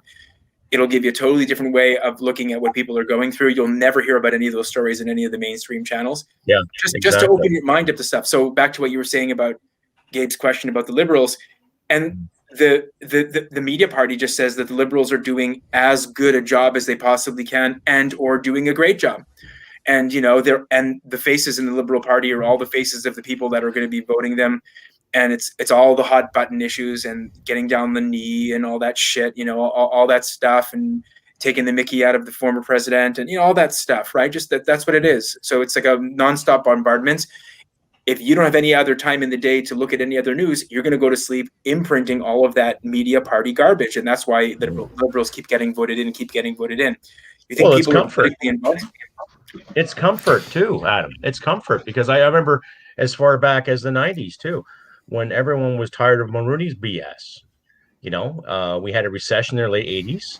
Oh my God, terrible. He incorporates the GST. Everything was doubled. Every luxury that people enjoyed during said recession, i.e. tobacco and liquor, was doubled. Plus, here's another tax too. So here comes Chrétien in 93, saving the day. And he's aiming that wisdom, just to get our dollar back in strength. Yeah. And okay, what did he do? He also gave a lot of money away to foreign conglomerates. And he promised to get rid of the GST, but he kept it. He kept cigarettes and liquor down at a decent price yet again. But he also cut the defense spending, cut seniors' benefits. So people started getting comfortable after 3 or 4 years of his monstrosities. And then people started getting sick of it up until about 2006 because Chrétien automatically left and then Paul Martin took over. And there was a lot of speculation in regards to where's our dollar going. Now, our dollar was relatively strong. People were working, but money was missing from things, i.e., proper security, proper defense spending, and looking after our seniors. Ironically enough, a lot of money going to Quebec. Interesting. Hence the sponsorship scandal. But people were getting comfortable with Chrétien. People were really, really comfortable with him, especially the voter base in Quebec and in Ontario. Really, really comfortable. Oh, we'll just vote for the sake of, okay, go through the motion, put a tick in the box. Okay, now our economy has gone through the hoops. It's done. Okay, defense spending, there's no such thing. There has been such thing as proper defense spending in this country since, I think, 1968. Proper procurement, proper boards. And every one of these government boards are set up on the die model. They're not set up on who actually merits, who can do the work, who can work the long hours and do it too. One of the stories that I put together for one of my last episodes, when they're trying to justify the pay raise. Oh, we work hard all day. Oh my God, 11, 12 hours sitting in Zoom meetings. Whoop the F and do. I've done patrols longer than that with 80 pounds on my fucking back. I sure Mike can understand that concept too. Long effing days where your feet stink, your dick stinks, everything you own stinks. You're bleeding somewhere, you don't know where. Okay, you're in your first firefight, you piss your pants, you shit your pants. So it's not so much the Liberals winning, it's that sense of entitlement where it's got to change. I would like to get into Parliament and do the work. I will literally roll my sleeves up and I will stick my hands in shit. And if I smell like shit after a long day, too bad. I'll go shower. Tomorrow's another fucking day. I'm not worried about that. And that's the thing with our generation too, because there's a few people that are still willing to get out there and work those 18-hour days, to be on the phone talking to people, to trade in commerce, to negotiate with unions if need be, to get this shit done. And to tell these people that think they're entitled to magical things, we'll give them a fucking reminder. It's that simple. Like they used to tell us in the military, shit or get off the pot. That simple. See, myself personally, I'm kind of very cynical about all this because I don't think this is a problem that's just infecting Canada. It seems to be infecting all of Western civilization as a whole. Mm-hmm. I mean, if you look just to the south of our border, they got a guy there who's got Alzheimer's pretty much as president, and his vice president is literally, she has the moral compass of a pimp. Like, I've never seen a more disgusting, self-indulging pig of a politician than Kamala Harris, right? Mm-hmm. You look overseas in the UK, you got Boris Johnson. It looks like somebody tased him up his brown eye. Like his hair is just all over the place. And, so I mean, Western civilization is in a deep decline, but it's by design. Our leaders are a fucking joke. They're actors, and they are part of the oligarchy. The corporations, the banks, the big tech companies are who actually runs our countries. You know what I mean? And there's no stopping it. And I kind of like the idea of like circling the wagons, minding your own business, kind of disengaging from the system. But the reality is the way those people think, eventually there's going to be a day of reckoning because they're only going to allow it for so long. Yeah. You know what I mean?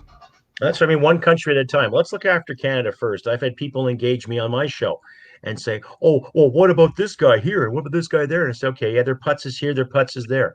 Let's worry about Canada. Mm-hmm. Okay.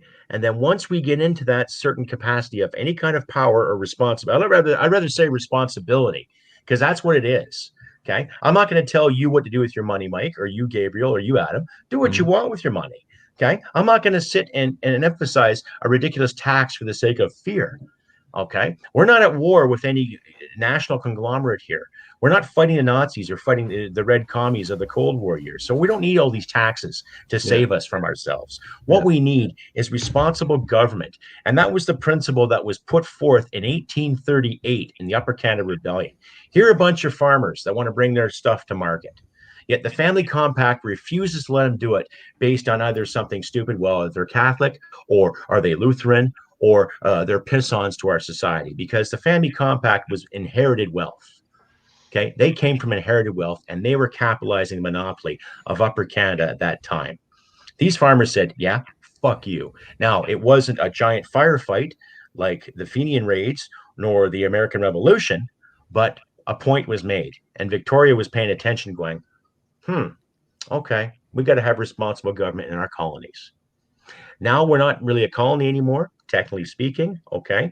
In the same sense, we still need responsible government in this country. And I hate to see the day where people are going to be start throwing bricks and smashing businesses, just like those our brothers and sisters down in Minneapolis and other cities too, because of one or two cops' actions. Right? It's getting to a point where it's as Canada Police says, the boiling frog thing. Really, how many of those people in that voter base are going to be boiled frogs by the time next election comes? What percentage of the population has to reject that before it becomes valid? Like, when I talk to these people that are cool with what the Liberals are doing and they're going to vote for Justin again, they don't want the same outcome that I want. They don't want the same country that I want. Their ideal of where this should go doesn't look anything like what I think it should look like. They want comfort. So, yeah, absolutely. Well, I'm a professional cat herder. I mean, I'm in real estate development, and I tell you, man, getting anybody to think anything through is so hard. They want turnkey solutions to everything. Like, and so I guess the past few years of doing that has really, I don't know if it jaded me or what. It just made me cynical and just showed me through experience that this is not going to be written by the majority. This is not going to be something that gets resolved at the ballots. This is not going to be discussed by adults, in a cordial family setting. This is going to be a small minority taking it upon themselves to sort things out. The masses are just going to stand by and watch. Most people don't get involved. They don't want to get involved. They don't feel themselves qualified. They want a whole bunch of people in suits over there in a pretty building doing everything for them. And they're going to keep doing that. And we're shit out of luck because of how the game is rigged. So our options are very, very limited here. We can either accept that we're outnumbered and that we're never going to have the outcome that we want, and we're going to go into universal basic income land where everybody's just a glorified serf. Or, I mean, it would be nice to think that we can inspire people to start seeing things our way. I'm very skeptical that that's possible. I mean, maybe it is. That would be awesome. It could be done. I believe in order to get there, we have to first establish credibility, because who the fuck are we? We're just a bunch of nobodies from Alberta and Saskatchewan, wherever, right? We have no model to show. We're saying that things should work differently, but we'd have nothing to point to saying this is how it works. This is how it should look, And people don't want to think through hypotheticals and theory and stuff like that. They want to say, oh, well, where's your solution? Show me, So why do we have to present one at all? I mean, the only thing I want is for the government to get the hell out of my wallet and out of my life. I don't need to present you a solution. We don't need any more big government. Exactly. But the masses want the government to rob you. Well, it's an infection in our society where everything needs to be done for you. I don't want to work hard. I want money. If I'm sick, I want to be taken care of. Yep. And that's if happening. I'm gay, and I want to have equal rights, it. which everyone is for. But then it's just everybody's a victim. It doesn't matter what color you are, what your sexual orientation is, what you do for a living. Everyone's got a pity party story. Yep. And they expect Big Brother to come in and fix it. And a few of us hate that, but the majority doesn't. They're okay with it. The majority might be okay with it until they come knocking on their door too, holding up 4 fingers, telling them 5 lights. 5 lights, 5 lights. Right? Oh, they'll say 5 lights as long as they get that check. Oh, of course. But then they might change their mind one day and go, "Oh no!" They don't care how many lights there are. So we can honestly say that the actual voter base is still locked in this comfort zone. Okay. Oh yeah. But then even that voter base too. People have lost their jobs in Toronto and Montreal. People have lost their jobs in the Belle Province, the Ville de Quebec. Mm-hmm. A lot of people on the East Coast have lost their jobs too. There is tons of potential still for development in this country. Your idea, Gabriel, was fantastic. Wow. Just think of the mineral rights you can find in those lands there, that they can be harnessed and yet produced properly. When I had my conversation with Steve in Buffalo, the potential is everywhere for everybody in this country to get a piece of the pie and to have the ability to make more pie. That's simple. And no one wants to be a baker, though. Well, I'll be the baker. I would like to be a baker. I would like to be a leader too. You're strange, though. we're an anomaly. We're a very small minority. We're responsible adults. Yes. That is an anomaly. You're the only one. I was having a conversation with a friend of mine south of the border a couple days back, and I had actually sent him a picture that was taken in Montana in the Yellowstone National Park in, I think, 1908. And it was of these Pawnee Indians.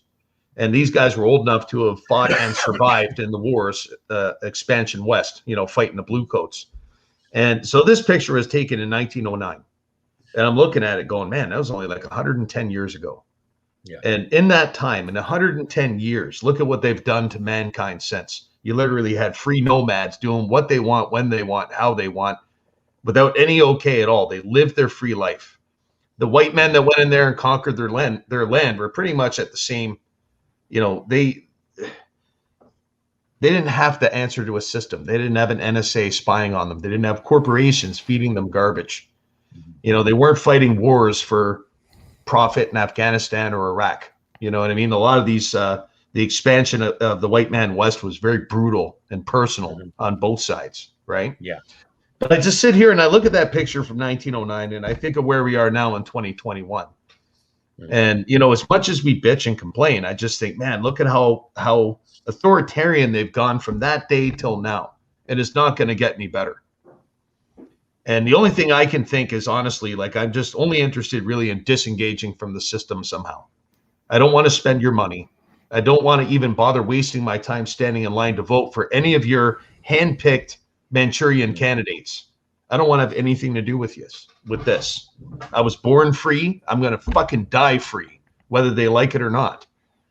And, if that means one day I'm going to have RCMP showing up on my doorstep and we got to have a fist fight out in the front lawn because I said something mean online and fucking hurt someone's feelings, then so be it. But it's not up to them who I work for, how I live, how I spend my money, what I eat, and where I go. I don't need their approval. I don't need their validation for anything. I never have, and I never will. Consensus for that too. I think all of us here are in consensus exactly what you just said, right? The thing is, whether you love this country or not, I still love this nation, and I will fight for it to my last breath. Period. Yeah. But for I'm the not people and for the land, yeah. Not for the government. I'm not going to tell Adam what to do. I'm not telling him what kind of movie he has to make or what kind of script he has to write. I'm not going to say, I want you to write another beautiful BIPOC story and be inclusive with this person and make sure you include a barista starship captain in your story. I'm not going to tell Gabriel how many acres to buy for the sake of whatever proletariat that some government office wants to put together. And Mike, I want you to work and raise your family to the best of your ability. And I want you to keep your money. I want you to keep everyone here. I want you to keep every cent that you earn, right? I want you to go outside and take a walk. I want you to buy a gun and have a gun and go and sport shoot, have some fun. That's what I want you to do. I want you to light a cigarette and not worry about a goddamn thing. And the moment you see someone dumping raw sewage in a waterway, give me a call. That's it. Comment here that Greg, things like that. Don't mean to interrupt, but this comment here from Greg Ray, where he's saying it's already an established underground economy and needs to grow and become. I fully concur and agree. Yeah, look at I honestly think we need patriots to start lining up where we're doing work for something outside of cash, whether it's trade and barter. You give me this and I'll do that for you, whatever. But we need to start creating ways to avoid paying those bastards our taxes, because they just take that money that we pay them and turn around and use it against us. Or the means and mechanisms have been there the whole time. in this project that I'm working on now, I've had to really dig in and read very thoroughly the Municipalities Act, the Police Act. And you know what I found is that it was structured from the beginning to put most control and responsibility for people's lives in the hands of the municipality. The RCMP was never meant to be policing every town and every countryside in the country. The Police Act very clearly says that it's the municipality's duty to provide police services.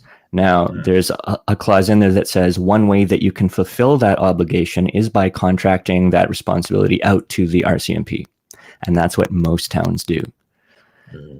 That is dereliction of duty. That is gross negligence as far as I'm concerned, because now we have this federal agency that runs the whole country essentially, and because most towns do it, we think that's the default. We think that's just how it is, that there's no option. But there are still villages and towns that have chosen to establish their own police, and that gives them a layer of insulation. So now the police chief is a local guy that lives right over there, like 2 streets over. He's Bob. I know Bob. I grew up with Bob. He's the police chief, and the cops, they're all neighbors, and there's no RCMP here because of that. Yeah. This is the kind of thinking that we have to get back to, the way that it was originally structured. Every community needs that layer of insulation. Yeah. Where I grew up, it was the same thing. There used to be a small town police force, but because of budgets and inflation and deficits and money here, money there, let's just annihilate our police force, and then we'll bring in the OPP. Right? So that's the thing. So I remember going to school with kids as a little kid, and guys saying, "Oh, I want to be a cop in this town. I want to be a police officer." Right? You'd go to the special training for that town, and you become a police officer within about 2 or 3 months. And then as you learned and went along, you got additional training, and you're still a police officer, a member of the Queen's Bench and everything. Present this, present that, whatever legalese you want to use. But then so many years ago, then they got rid of that police force, and they gave these men a choice. Do you want to be with the OPP, or do you want to leave the service? Here's a retirement package based in your term in this town, or you can come to the OPP, do another 6 years, and then you'll get your retirement here. Now, as far as I remember, guys just left because they didn't want that whole conglomerate. Because there's that relation. You deal with a guy in the street that's been drunk a few times. Okay, Bob, time to go. You don't want to do the administrative thing. When I was bouncing in the bar, the RCMP guys I'd talk to, they'd say, "Okay, what'd you do?" "Well, I grabbed him by the arm and I threw him outside." "Did you hit his head in anything?" "No." "All right. Yo, Buckeye, go home. We're not going to deal with you right now." Because to them, that's about 12 hours of unnecessary paperwork for what? Because someone got a little owie? Like, come on. If I was in a full fight with a couple of guys, it'd be a different story, right? They'd be like hockey referees. They'd watch, then they detain the guy. What happened? Because I was the bouncer, they know, oh, okay, well, you just stand here, but I'll take your statement. Then they'd arrest the other guy, right? Check him out. Okay, he's a shit disturber. Fine, put him in the cooler for the night. Just that small town mentality. And some of the Mounties I know, great guys, played hockey with them, fantastic human beings, family men, sport shooters, hunters, just down-to-earth guys. And I can see the hard places they're in now because of all these mandates and what's going on around the country with some of the higher Mounties too. But you're right, Gabe, when it comes to making everything like a big conglomerate, a big monopoly, things won't get done. I love the small town idea. It's like a city state, and you're having it policed by people who share the same interest, the same goals. We want to make money, want to pay our bills, we want to do our thing. And just let sleeping dogs lie, basically. We're missing that. And you can still do that at city scale too. You can. Yeah, and because this is a really big country, and not everyone shares the same values. Not everyone shares the same culture. Even if we have the same skin color, all that crap, still some people have a higher threshold for risk, and they're more risk tolerant. They're more willing to risk the virus and go to work anyway, whereas others are much more risk averse. They want to play it safe, and they're willing to run up a huge debt to protect themselves and crap like that. And just things like that. People with conflicting values like that shouldn't be trying to live in the same place, fighting over the levers of power. Mm-hmm. Well, exactly. I want you to grow, and I want your family to thrive. That's Well, that's that's that's my political standpoint. I want my constituents to thrive.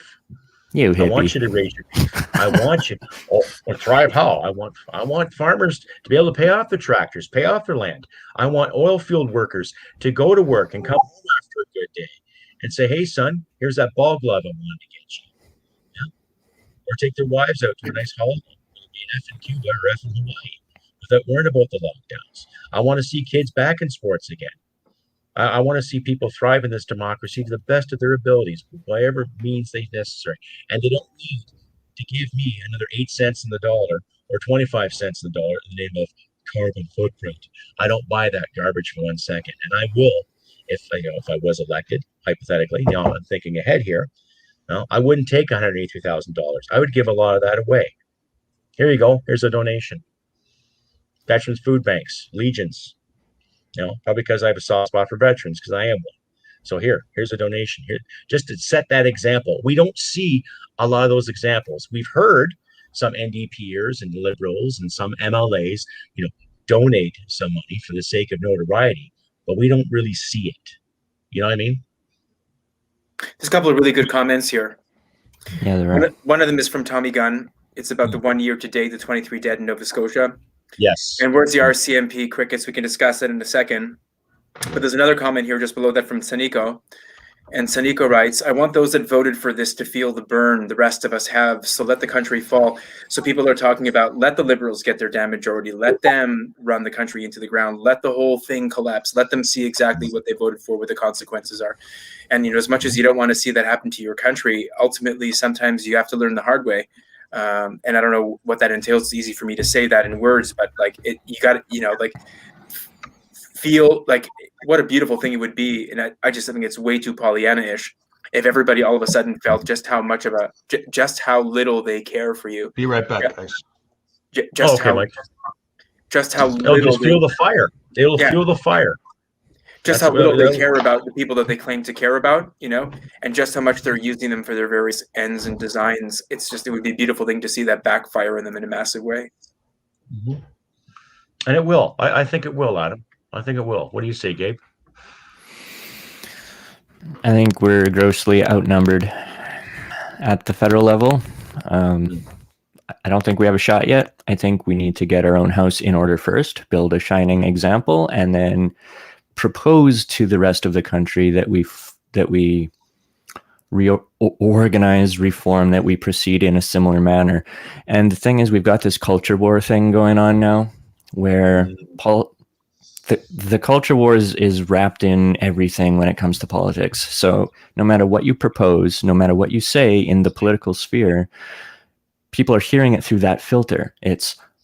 Is he coming for my whatever? Like if you're on the left, it's like, oh, is he coming after my abortion rights? Is he coming after my social welfare check? Is he coming after the poor, the roads, Or if you're on the right, whenever you hear someone talk, you're constantly running it through that filter of, oh, is he trying to take my guns? Is he trying to raise taxes? And the only hope any sort of a reform movement has, I think, is to go down the middle and reject both sides and say, we have a lot of really practical things that have to be solved here, like infrastructure problems, things that we can all agree on that aren't cultural. And we need to only focus on those things and reject any side in the culture war, because that shit has to shake itself out culturally. That can't be a political thing, because there's no winning that. We're always going to be split down the middle when it comes to that stuff. There's people that are, some people split them into like R and K selected camps, or there's the mother types or the father types, people that are more worried about nurturing and protection, and then those that are more interested in expansion and creation and innovation and more risk taking. It's just personality differences, it's cultural differences. That's not going to be fixed. So we have to reject that in the politics, and a third party could have a shot if they were able to communicate that clearly and show an example of what that looks like on a smaller scale. But I don't think we can reverse those things. I don't think we can jump out in front and start preaching that without something to point at, to show like, this is what it looks like. I don't know. Well, I definitely intend to go to more freedom rallies for sure. Yeah. I'll actually start speaking engagements, get people. Find your kind. That's the thing. You look at the freedom rallies, it's everyone's kind when you think of it, because look at the restrictions we're feeling. Like your point about the culture war. Okay. Left and right aficionados are down the center here. It doesn't matter if you agree with what Chris Sky is saying, or what Artur Pawlowski is saying, or what Rebel Media is saying, or True North is saying, what Global is saying. It's a matter of people are out in public saying, look, we've had enough. And the more you get people speaking about it, the more it's going to sit in their brain going, I remember that guy. I remember that guy. Oh, he's running here. Oh, he's running there. Oh, what's he saying? What's he doing? The only other conclusion I can see to change the shills that are representing us right now, based on history, would have to be the violent solution. I don't want that. I don't want to see that, because, without mentioning my brothers and sisters in arms and the people I've served with, people who have never served in the military in this country really don't have any idea what goes into that job.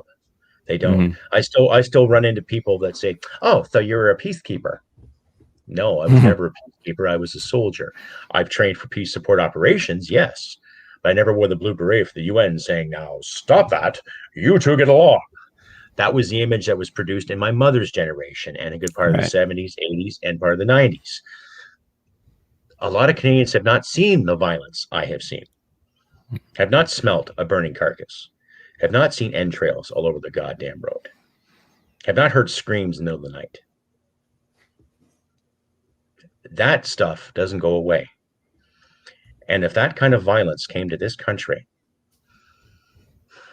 who knows? Oh, it can happen fast, man. It can happen fast. Before you know it, like they say, the New York Minute, in a heartbeat. Yep, down here, man. I don't want to see that. I don't want to see that. I don't want you guys to see that. I don't want you guys to witness that, because to me, that is the utmost disgust of humanity at its finest.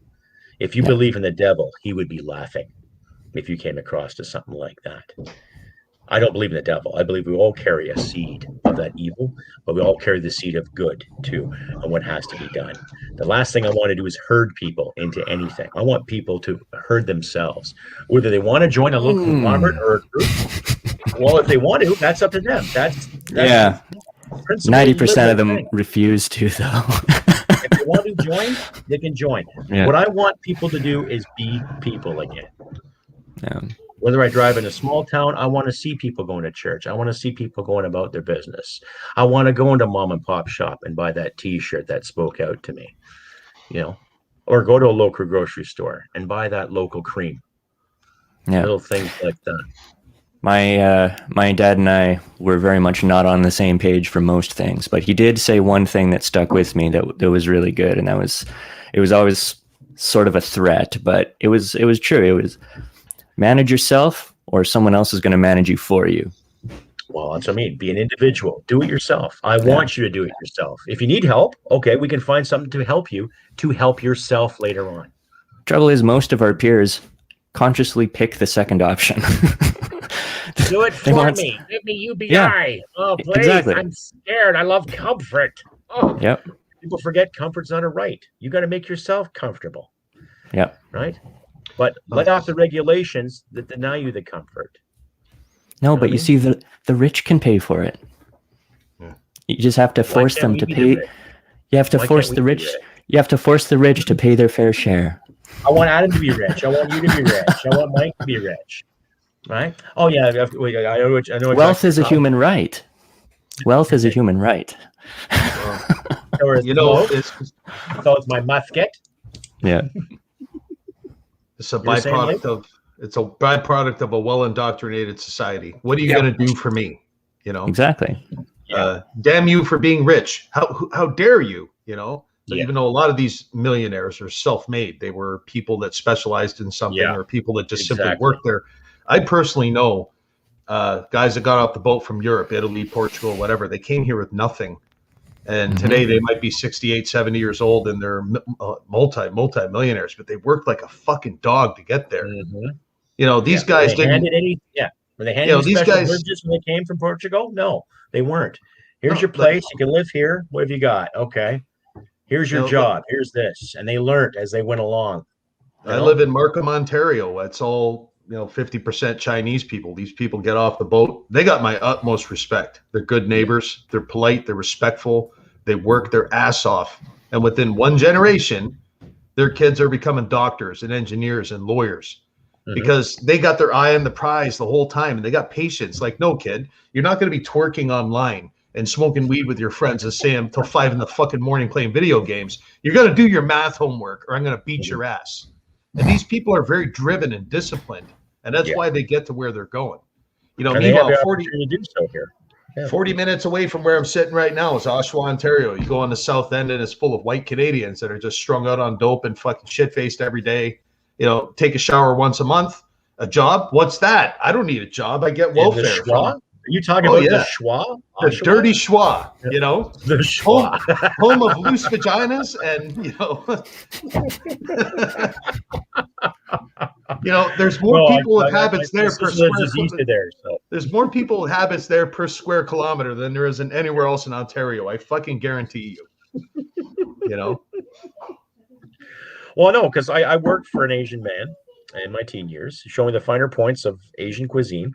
Now, mind you, it was North American Asian cuisine, but the way he showed me how to do it, how to do the job, very structured, very disciplined. And the whole time I was working for him, I had the utmost respect for him because he gave a kid like me a job, showed me how to do things, and he rewarded me accordingly. I come into work a bit earlier, I chop more celery onions, or I come into work a bit earlier, chop more sweet potatoes, or do this. And then, here's a couple extra bucks for you. You did good work today. Oh, thanks. And that's the incentive we don't get anymore. It doesn't matter if you're white, black, Asian, or Portuguese, Spanish. It doesn't matter. There's not that incentive anymore. Okay. When someone says, you better give me a bit of extra effort, it's like, well, inspire me to. Right? Well, I mean, we live in a society where family and patriarchy and hard work are frowned upon. People today want to. That's oppressive. Your father was an oppressive human being. Oh, he yelled at you. Oh. People today want to work their feminist-oriented brown-nosed job and be on the patio at 4 o'clock drinking their fancy craft beer, and then go home and have friends Zoom for 11 hours. have their friends with benefits shoving foreign objects in all their holes. I mean, it's like they're fucking weak and pathetic and worthy of no respect. I shit on your fucking grave. You bring nothing to the table. That's how I feel it. Like a fucking disgrace. That's what they are.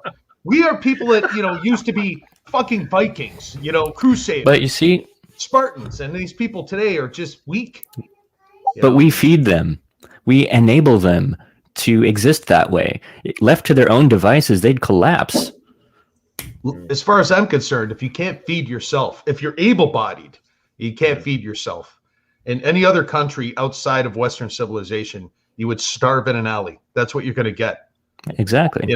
You go to Calcutta, India, or like some of these other third world countries, Africa, with a booming population because there's no contraceptives over there or whatever, but the daily reality for these people is they spend the majority of their time procuring their next meal. Right. They're procuring resources to keep carrying forward, to survive.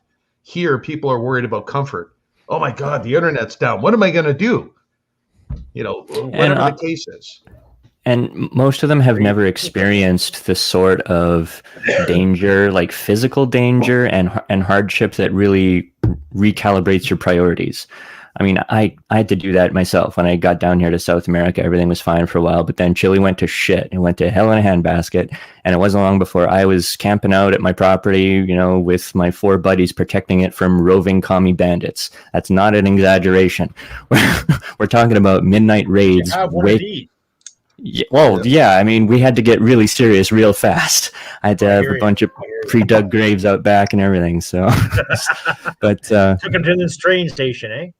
Yeah, but I mean, when your head is in that space for a while, you start to, kind of recalibrate and reprioritize and see things a little more clearly. And I think Canadians are spoiled rotten. They have had no such. We are. North Americans, I agree entirely. We have had it very easy. It's easy to go to the store and get a jug of milk. It's easy to do this, to get a steak, with the money that I have spent on living right now, I am very, very fortunate to be where I am. I've got a great wife, a great home, but it took work. Yeah. It took work to do that. And it takes work to protect that, to keep that too. And we are guilty of taking it for granted. Right? But like I mentioned earlier, where I've seen the poor and I've seen the actual marginalized persons in Afghanistan and seen the violence, okay? What would happen to, let's say, the average Joe, Adam, Mike, Gabe, in your little circle, if they saw the exact same violence as I did? Right. What I'm suggesting is that maybe they have to. Like, there's that whole cycle of... a hard lesson. It would be a hard lesson to have to learn. Yeah. Okay. Tough love, for sure. But, I mean, there's that whole cycle of, like, how good times make soft men and soft men make hard times make strong men. That doesn't all have to happen to everybody together, though. Like, of course. I agree. Yeah. Yeah, I mean, if we were to break up and let the weak people make their hard times and suffer their own consequences in isolation, the rest of us can be over here having a good time, Pointing fingers. Yeah, it's that we're all kind of stuck in the same boat together. It's like all these people that are due for some really hard times. They're gonna fuck up with the rest of us, and that's why we're stressed out. Like, we see this coming. Well, I'll take Adam's advice for sure.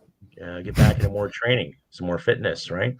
I'm due for some range training time. I got some extra ammo to burn off too. So I'll be doing some sport shooting per se.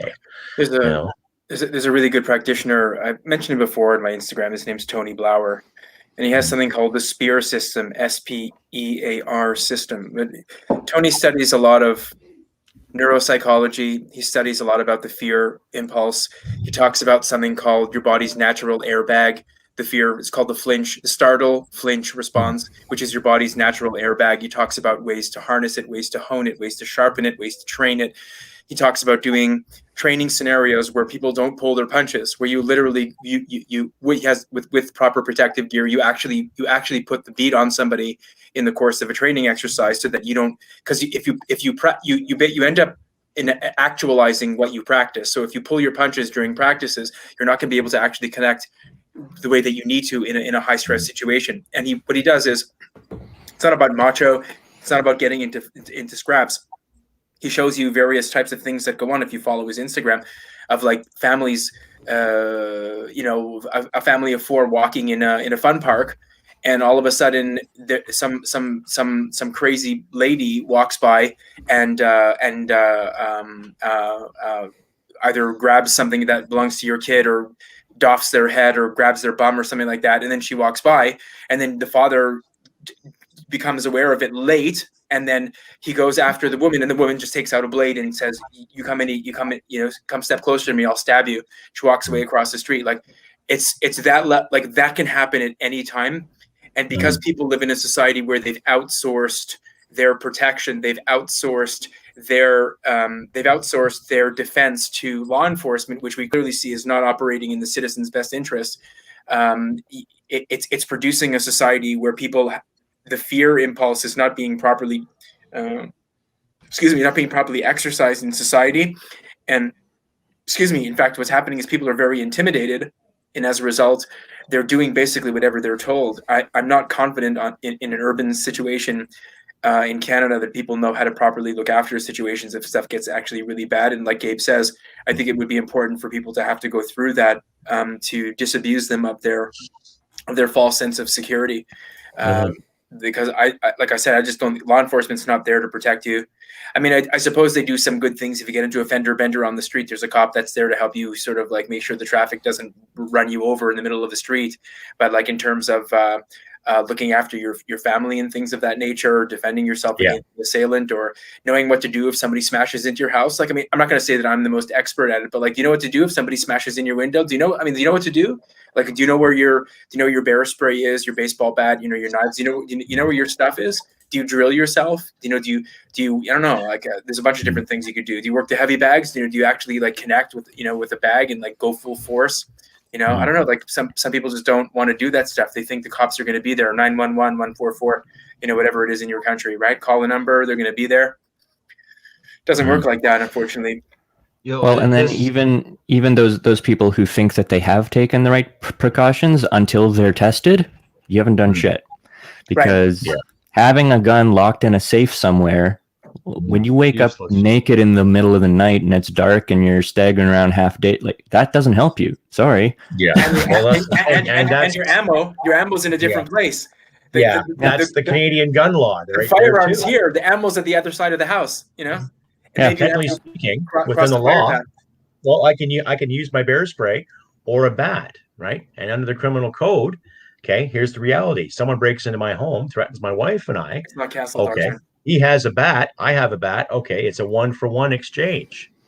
Now, if I take the bat out of him and I beat the living shit of him till he's like, eating his supper through a straw the next day, I'm off to jail for aggravated assault. In your own house.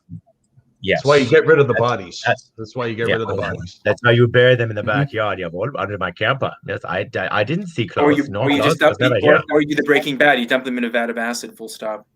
Yeah. The Northern Tundra is a big place, honey. I'm going for a ride. I'll see you in a couple of days. Or this was yours. Yellowstone. I'm dropping you off at the border. Yeah. The train station. Yeah. We're going to the train station. Without a doubt, we've become soft. I mean, like I remember back in the 90s, Dennis Leary would joke, fuck Vietnam. I'm from New York, but those days are gone. New York is soft. It's become this place of like soft hipsters with their patios and their shitty art and their expensive coffees. And you see like, some hipster walking down the road and just gets the shit kicked out of him by a black kid from Flatbush, Brooklyn, And I just think in the old days, you wouldn't see that. That little Italian kid is tough as shit. He's going to scrap you all fucking day. He's going to go down, but he's going to go down fighting. You know what I mean? It's just not like that anymore. The first thing you see all the old stock American and Canadians scream when bad shit happens is dial 911. You got a couple of women in a parking lot simply arguing, verbal exchange back and forth. Call the police. Yeah. What the fuck are the police going to do? Yeah. Why do they have to get involved because you're two grown-ups and you're getting involved in an argument? There's no laws being broken. The police are not the arbiters of our behavior.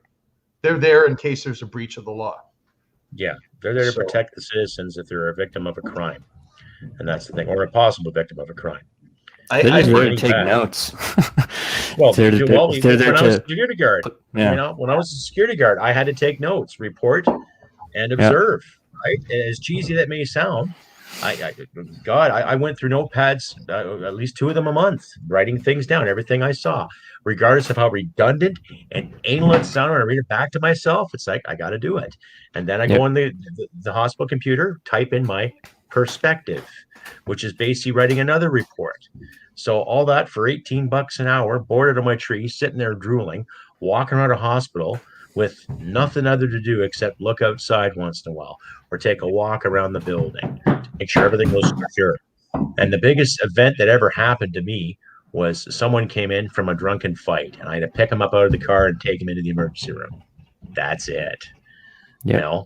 But we had to do it. And good for the cops that do that on a 12-hour or 14-hour shifts in some cases, understanding, okay, is this a crime? Well, obviously it's not. Go about your business.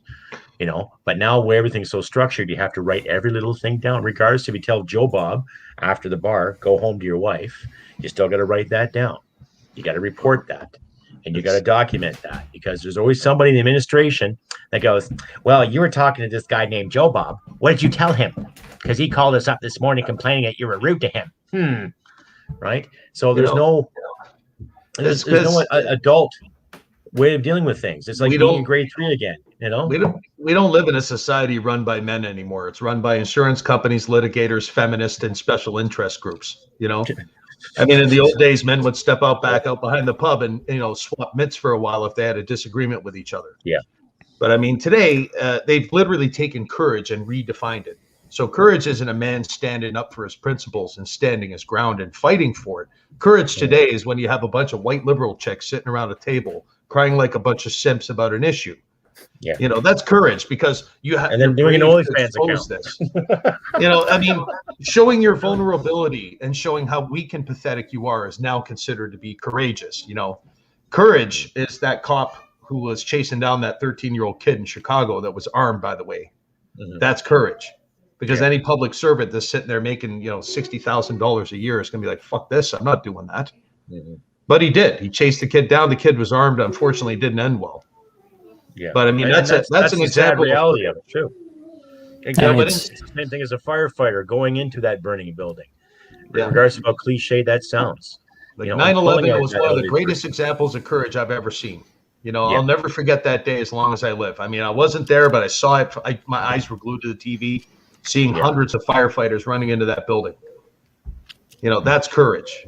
Courage isn't like some LGBT ABCD person coming out of the closet. Nobody fucking cares. That's not courage. That's just life. You know what I mean? That's okay. Yeah, great. And live it. Do you want a trophy? Great. Okay. I like when people say they're pansexual. Isn't that just a fancy way of saying bisexual? I don't even care what anybody's sexuality is. I don't understand why it needs to be my fucking business. That's the way I look at it. It's none of my concern. Mike, I'm gay. Great. Good for you. It doesn't change anything in my situation. I don't understand why this is even an issue. Yeah. That's the way I see it. There was a time when I guess these people were definitely systemically dealt a shitty hand and they didn't have equal rights. But, those days are over.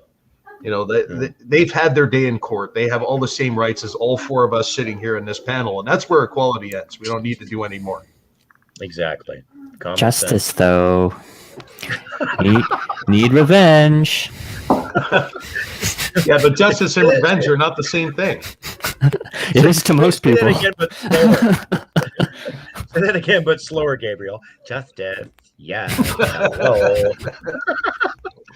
No, I suppose somewhere out there is somebody looking at the four of us going, oh my God, look at these four white supremacists. Oh my goodness. This is outrageous. Someone's reeing in their jeans. We're going to stop this. Well, and then also there's this aversion to failure where no one wants to admit their mistakes. They don't want to go through a learning process of doing things wrong a few times in order to figure out how to do it right. It's no. That's life. You got to fail a couple of times to appreciate a win. Yeah, I used to coach my kids that way. You got to, it was a tough loss today. I get it. But guess what? How do you appreciate the win if you can't accept losing? How do you really appreciate winning? Yeah. I mean, my first unpleasant altercation with the local commie bandits was just waking up in the middle of the night to five of them around me zip tying my hands. And so I just had to say, oh, okay, well, I guess this is 1 for you, 0 for me. I guess I need to just learn from this and better luck next time. Next time you're going to have a little more resistance to cut through. But now you're armed, right? Oh, yeah, for sure. Yeah. Like, I mean, it takes an incident like that to kind of snap you out of complacency and get you to appreciate the reality and the gravity of what you have to work with. But I mean, that's sorry, what? Sorry, I was going to say, Adam, what was the name of that movie back in the 90s Leonardo DiCaprio was in, where they go to Thailand and they find their little paradise? And then in the end, the beach. Yeah. Reality comes crashing in. I mean, that's like a perfect illustration of our modern society. Yes. I'm in Thailand. I'm like fucking busloads of bitches and we're stoned all the time. And life's great. But all of a sudden, the bad boys with the AK-47s come in and, oh my God, this is terrible. Yep. That's literally, I look at these. I mean, I'm not an old man. I'm middle-aged, but I look at a lot of these younger kids and I just think of that movie, The Beach. Mm-hmm. I just think you guys are like, you're so fucked. Yeah, not everything's hunky-dory. Not everything's going to be comfortable all the time. Yeah. Right? It took me a good few years to get this home. You just look at, I mean, again, Tony Blauer, apropos, people do not have situational awareness. Their 360 vision is entirely impaired. You can just, I mean, analyzing people's body language, like they leave themselves open to all kinds of vulnerabilities. It's incredible. And then people are out to lunch. They're too busy playing with their toys. They're too busy playing with their dogs. I mean, when I run in the mornings in the park, I can get the jump on at least like 90% of the people that are in the park. If I was that kind of guy, I could get the jump on 90% of the people and take their shit or fucking knock them out or whatever. And they wouldn't be able to catch up to me. And I'd probably be a rich guy from all the little Robin Hood stuff that I'd be doing. But yep, totally. I mean, Like, no, like if you're in a park in an open space, yes, there's Parks and Rec. But if you have fucking earbuds in your ear and you're walking and you're not listening to what's going on behind you, in 2 seconds. I mean, I'm giving you an example, and these are the people that are training the young people to behave in society, and it's just impairing them even further. I'm not saying you have to walk around with a chip on your shoulder, or you have to walk around packing heat, or like concealing a weapon. But you got to be ready. You have to be ready for anything. Just the obliviousness is fucking it's horrible. You know? The few times that I was caught with my pants down, though, I mean, it was literally once I was asleep. You can't do much when you're asleep. The other time I was on the shitter taking a shit. I was in mid shit, and somebody walked in the house. Somebody just walked right in the house, took my girlfriend's phone and laptop, and walked out. Every time I think of that story, man, I'm just shocked. I mean, I just thought about that story the other day, and like, yeah, but it's like there's nothing you can do sometimes. Sometimes you are just incapacitated, and so it then falls on the next layer. Who are your neighbors? You know, right. who's around you? What kind of place do you live in? You know, that's a lesson I've taken from you to heart. You know, like live with the people that you want to live with. Don't live in a fucking neighborhood of people that you can't stand. And then again, what you would say is know who your neighbors are. Know you can count on them. You know, and don't be living in a place where you can't count on your neighbors, because it's like, you know, just because you live in a neighborhood with other houses in close proximity doesn't mean they're your neighbors. They're technically your neighbors, but they're not your neighbors in the true sense of what a neighbor would do. Like if the village was burning, they wouldn't be the first people to run with pails to help put the fire out. They'd be, you know, right. they'd be the ones to either call the fire department or run away or whatever they would do. They'd be streaming it on Facebook Live or something. Yeah. Oh, exactly. Well, gentlemen, I will begin the shutdown procedures here. Please, ladies and gentlemen, enjoy the Sunday Fastball with myself, Crusty Canuck, and ADM mezei. This week's guests are Gabriel Scheer, libertarian extraordinaire, Mike the Pipe Boss, a fucking shining example of blue-collar ethics and patriotism in Canada today. Please get your questions in as soon as you can. And if you like and hear what you see, please consider donating. Just follow the banner ticker at the bottom. You can find me at crustycanuck.ca/donations. PayPal, credit card payments, whatever you like to give is fine. And if you want to talk to Adam, you can reach him at mezei.ca. You can also follow him on his Fast Thoughts blog on YouTube. Check him out. He always has something to say. Follow Gabriel at Support Gold, I believe, Gabriel? Not anymore. I'm shutting that shit down and getting out of here. All right. Well, just keep an eye out for Gabriel Scheer. Actually, if you want a sneak peek at what I'm doing next when I get back to Canada here in about 2 weeks, it'll be friendlypark.com. That's FRENLY park.com. Is that going to be here in Ontario or Saskatchewan? Yeah. By a lake. It looks really fantastic too. So I'm actually at a point where I might borrow some cash because my credit rating is good. I might go purchase some land and live under Mayor Gabriel. There you go. Drag you down, kicking and screaming. Yeah. Exactly. As long as I can bring my guns and I'm happy, we're good to go. Hell yeah. I can still carry with the Crusty Canuck and all that stuff too. That's right, ladies and gentlemen. Please follow me, Crusty Canuck, on YouTube and Facebook. Pay attention to the updates as well. I put updates periodically every time on YouTube and Facebook alike. Every Thursday, I also have the Thursday Fastball, where I'll get an interesting guest. We'll talk about politics, social spectrum, and things that really drive us Canadians up the wall. Please follow my podcast as well on podbean.com. You can find the Crusty Canuck podcast there, and I usually try to put 2 or 3 episodes up a week. I post in Podbean and YouTube respectively, so please follow me there. As I say, please follow the banners. You can donate to crustycanuck.ca at your own leisure, or you can also follow Adam at mezei.ca. All the good stuff there. So please, ladies and gentlemen, ask us anything you'd like to know before we shut this down. Anything for myself, Adam, Gabriel, Mike, or all of us, please don't be shy. Colin here says you have to go to a hotel when you come to Canada. No, fuck that. Oh, yeah. I'm not going to no hotel. I'm just driving right on through. Screw that. Exactly. Go for it. Yes. Remote turrets controlled by your phone. That would work. That'd be a great idea. Yeah. Turrets of what though? Would they be? They have to be potato cans because you have to think of it safety, right? No, it's like it was on the wall that was separating the two Germanys, not on the Berlin side when you'd enter at the entrance point. I forgot the westernmost entrance point to West Berlin, but in the inner German border, they had turrets that were motion controlled turrets that would blow varmints out of the off the ground if you got close to the wall. There was a wall. There was an inner German wall. There was like the Berlin wall, and then there was an inner German wall. So on that wall, they had turrets. Interesting. And stuff. Yeah, so that was. I remember that they think they installed those in the 80s. So that's kind of what he's talking about. Okay. Yeah. And for that kind of application, you don't need powder, you don't need cartridges, you don't need any of that shit. You just need some scuba tanks and ball bearings, and you're good to go. Yeah, that would work. Yeah, ball bearings. Kind of like a swordfish, that bomb with the ball bearings. Yeah. Okay. Nothing wrong with a good blowtorch. No. Like Circuit Iwo Jima. Remember that? Farm tools, man. Yeah. Half the shit on the average farm can kill you. So. Oh, exactly. Yeah, pitchfork with 4 puncture points. That'll bleed you out fast. I find most problems in life can be solved one way or another by a pointy stick. Yeah, true.